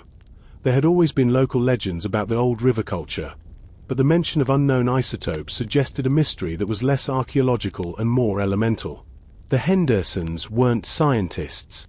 "Doctor," Arthur said, trying to keep his voice steady. "They were opportunists. If they were protecting something, it was only because it had a dollar sign attached to it. Money is just a way of measuring power, Mr. Pendergast," Thorne replied, pacing the length of the drafting table. "But some things possess a power that defies currency. Look at your own designs. You're trying to build a clock that never stops. Why? Because you've seen the resonance of this land. You've felt the 13th mark." Thorne reached into his briefcase and pulled out a high-resolution photograph. It was a microscopic scan of the gold scroll, the anchor, at 1,000 times magnification. The surface of the hammered gold didn't look like metal. It looked like a biological structure, a series of interlocking, crystalline lattices that resembled the gears of a watch. "This wasn't hammered into shape," Thorne whispered. "It was grown. Or perhaps, it was time to form." Arthur felt a phantom vibration in his injured leg. He remembered the sub-basement, the way the lead clock had hummed not like an engine, but like a living throat. He realized then that Silas Vance hadn't just been a guardian of the town's secrets. He had been a student of the river's unique geology. The Blackwood Archive was a shield for the anchor, and the anchor was a shield for whatever lay in the bedrock itself. "What do you want from me?" Arthur asked. "I want you to finish your clock," Thorne said, his voice suddenly sharp. "But I want you to include a specific sensor in the turbine housing. A piezoelectric crystal. If the river really does possess a rhythmic frequency, your clock won't just tell the time. It will translate it." After Thorne left, Arthur sat in the growing shadows of the studio. He looked at his blueprints. He had wanted to build a monument to transparency, a clear machine that everyone could understand. Now, it felt like he was being asked to build a stethoscope for the earth. He walked over to the window. In the distance, the river was a dark, shimmering ribbon under the moonlight. He thought about Elena and Julian, and the tragedy that had started this journey. Had they stumbled onto this resonance 28 years ago? Was the argument in the tower about more than just stolen funds? He picked up a fresh sheet of vellum. He didn't add the sensor Thorne requested. Instead, he began to sketch a differential gear system that would act as a filter. If there was a voice in the river, he would make sure it was balanced by the weight of human history. He wouldn't be a pawn for the State Historical Society any more than he was for the Hendersons. A clockmaker's job is to regulate. Arthur whispered to the empty room. Not to amplify. He worked through the night, his pen scratching against the paper. He was no longer just designing a timepiece. He was designing a cage for a secret that was starting to wake up. Construction on the Vance Pendergast Plaza began in earnest on a humid Monday morning. The site was a hive of activity, but the real work was happening 30 feet below the surface. Arthur spent his hours in a yellow hard hat, leaning over the edge of the excavation pit. The workers had reached the bedrock, and as they cleared away the centuries of silt and river clay, something strange began to emerge. The bedrock wasn't the jagged limestone typical of the region. It was smooth, dark, and shot through with veins of a translucent, glass-like substance. When the jackhammers struck it, the sound wasn't a dull thud, but a clear, resonant chime, a perfect G-sharp that echoed through the square. "It's like digging into a tuning fork," the foreman shouted over the din. "My men are getting headaches. Arthur, every time we hit a vein, their watches start running backward." Arthur climbed down the ladder, his boots squelching in the mud. He reached out and touched the dark stone. It was vibrating, not the chaotic tremor of machinery, but a steady, rhythmic pulse. He checked his own mechanical pocket watch, the one he'd built to replace the lost oak clock. The second hand was twitching, jumping 3 seconds forward, then one back, dancing to a tempo that wasn't its own. "Stop the drilling," Arthur ordered. "Clear the pit. We need to do the rest by hand." He spent the next 3 days alone in the pit with a brush and a small chisel. As he cleared the last of the sediment, he revealed the source of the resonance. It wasn't a geological formation. It was a massive, circular disk of the same dark stone, perfectly level, and etched with concentric grooves that mirrored the rings of the lead clock from the sub-basement. This was the 13th mark in its true form. Silas Vance hadn't built a secret room. He had built a lens. The sub-basement had been positioned exactly above this disk to harness the vibration of the river's flow over the crystalline veins. Arthur realized that Thorne was right about the power, but wrong about its nature. It wasn't an isotope. It was frequency. The river was a mechanical engine, and the stone was its flywheel. If he built his clock here, he wouldn't just be telling time. He would be tapping into a clock that had been running since the world was cold. He sat in the mud, staring at the disk. He thought about the gold scroll. The people of the river signature wasn't just a metaphor for the townspeople. It was a literal description.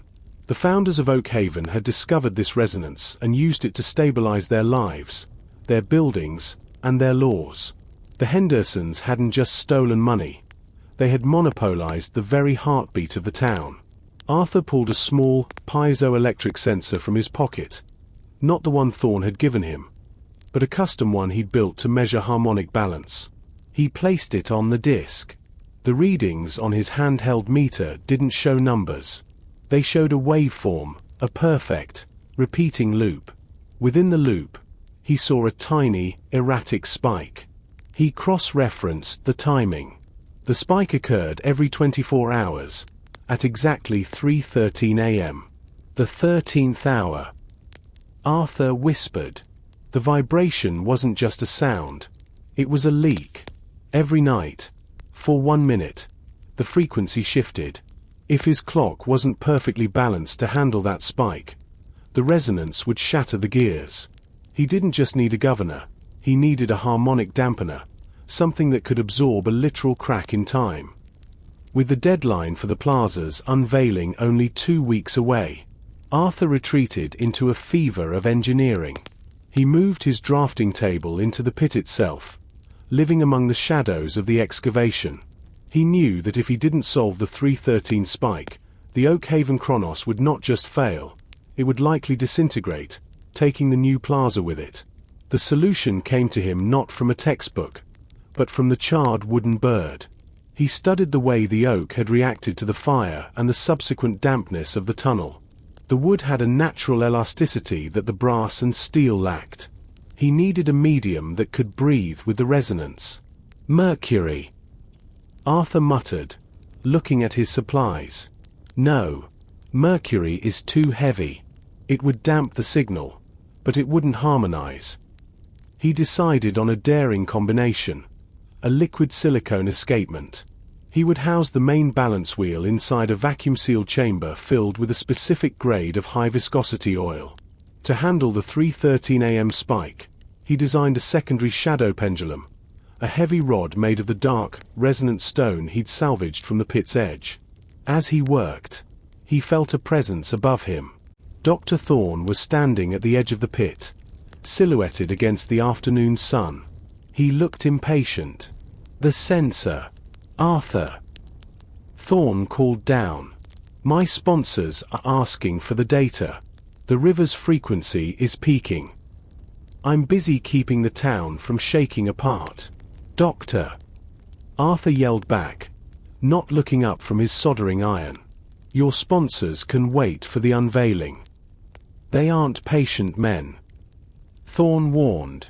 They believe that resonance is the key to a new kind of communication, or a new kind of weapon. If you don't cooperate, they will simply seize the site under the National Security Act. The anchor gave the town the land, but it didn't give you the subsoil rights. Arthur paused. He realized that the Hendersons were just the first layer of the rot.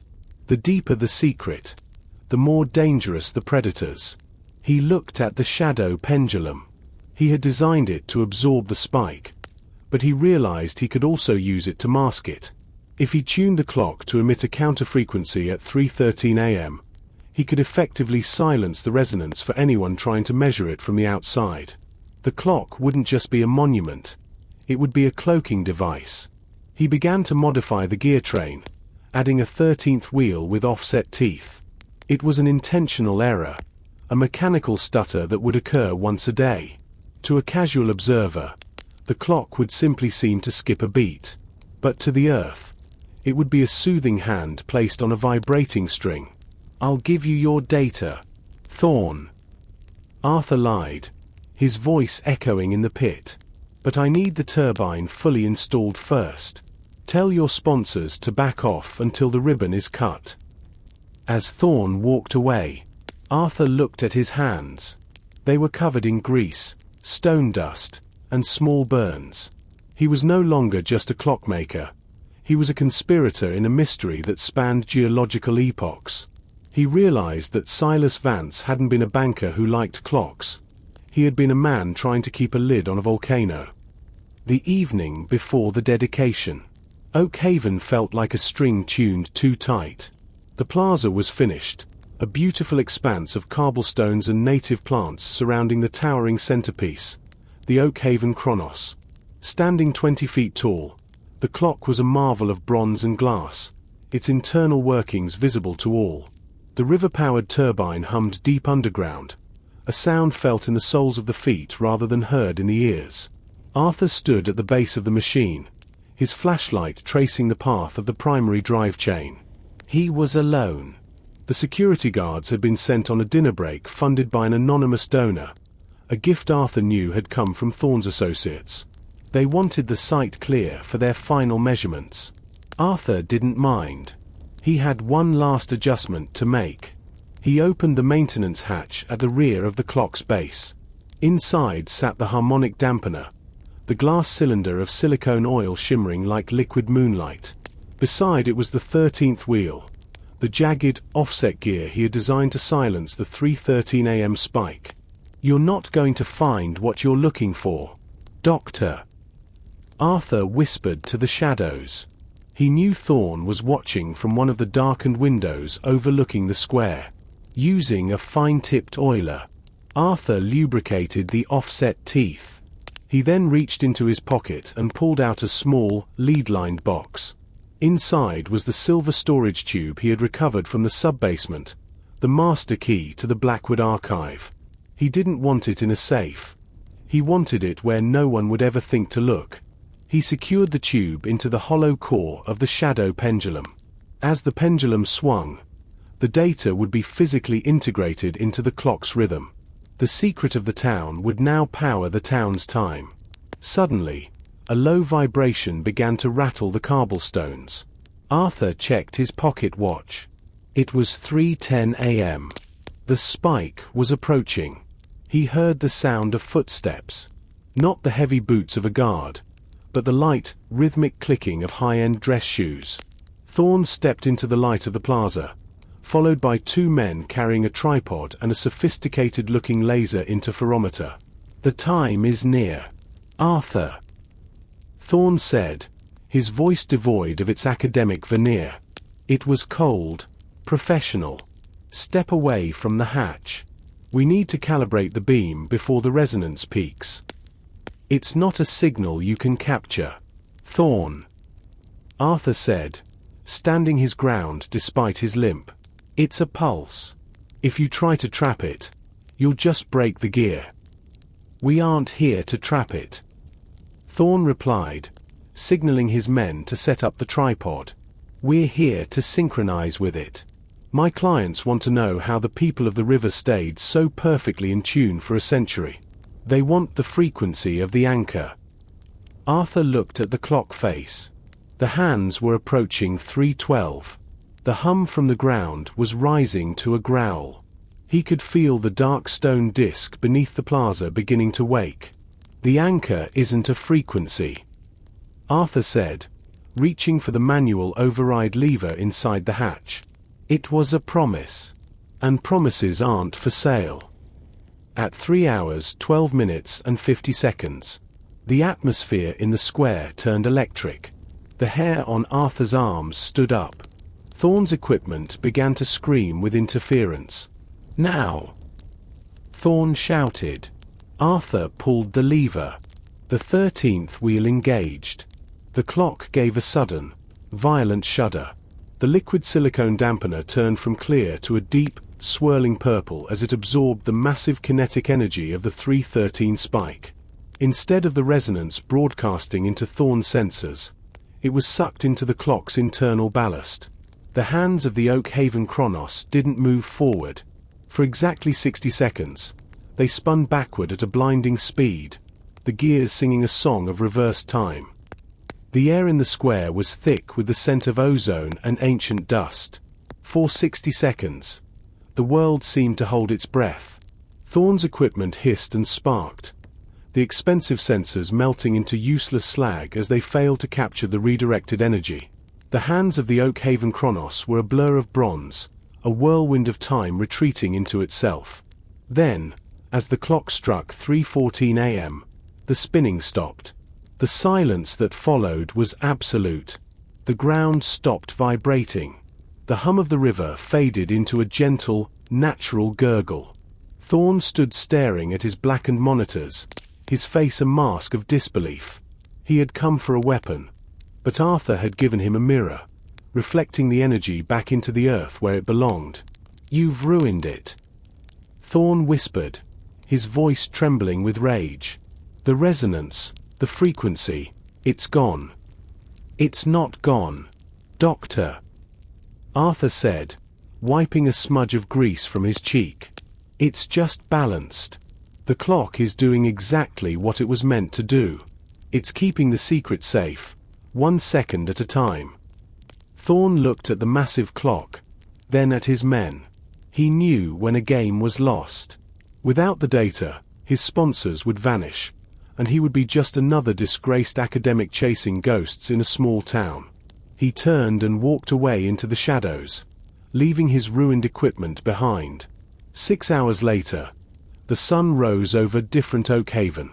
The dedication ceremony was the largest gathering the town had ever seen. People came from 3 counties away to see the water clock of the river. Chief Miller, Martha, and Sam stood on the dais alongside Arthur. The gold scroll, now protected in a high-security glass case in the library, was the official law of the land. When the clock reached noon, Arthur stepped forward. He didn't have a speech prepared. He simply looked at the crowd, at the families who had lost their savings, at the children who would grow up in a town no longer owned by a single name. "Time is a funny thing," Arthur said, his voice carrying clearly across the silent square. "We spend our lives trying to save it, spend it, or stop it. But today, Oakhaven is starting over. This clock isn't here to remind us of the past. It's here to make sure we're all moving at the same speed into the future." He pulled the ceremonial cord. The velvet shroud fell away, revealing the Oakhaven Chronos in its full glory. The sun hit the bronze gears, and the wooden bird at the top, now cast in shimmering gold, seemed to take flight against the blue sky. The clock struck 12. Each chime was deep, honest, and echoed off the stone buildings like a promise kept. There was no 13th strike. There were no hidden messages. There was only the steady, reliable heartbeat of a town that had finally found its center. As the crowd cheered, Martha leaned in and squeezed Arthur's hand. "What happens now, Arthur? You don't have a shop to go back to." Arthur looked at the clock, then at the small studio in the library where his blueprint still lay. He thought about the silver tube hidden in the pendulum, and the silent resonance of the dark stone below. He was the only one who truly knew how the machine worked, and he knew it would need a caretaker for a long, long time. "I think I'll stay right here." Arthur smiled. Someone has to make sure the world stays on time. He walked toward the clock, his limp barely noticeable now. He pulled his father's old pocket watch from his vest, checked it against the great bronze hands above, and snapped the lid shut. The mystery of Oakhaven was solved. The secrets were buried in the gears, and for Arthur Pendergast, the time was exactly right.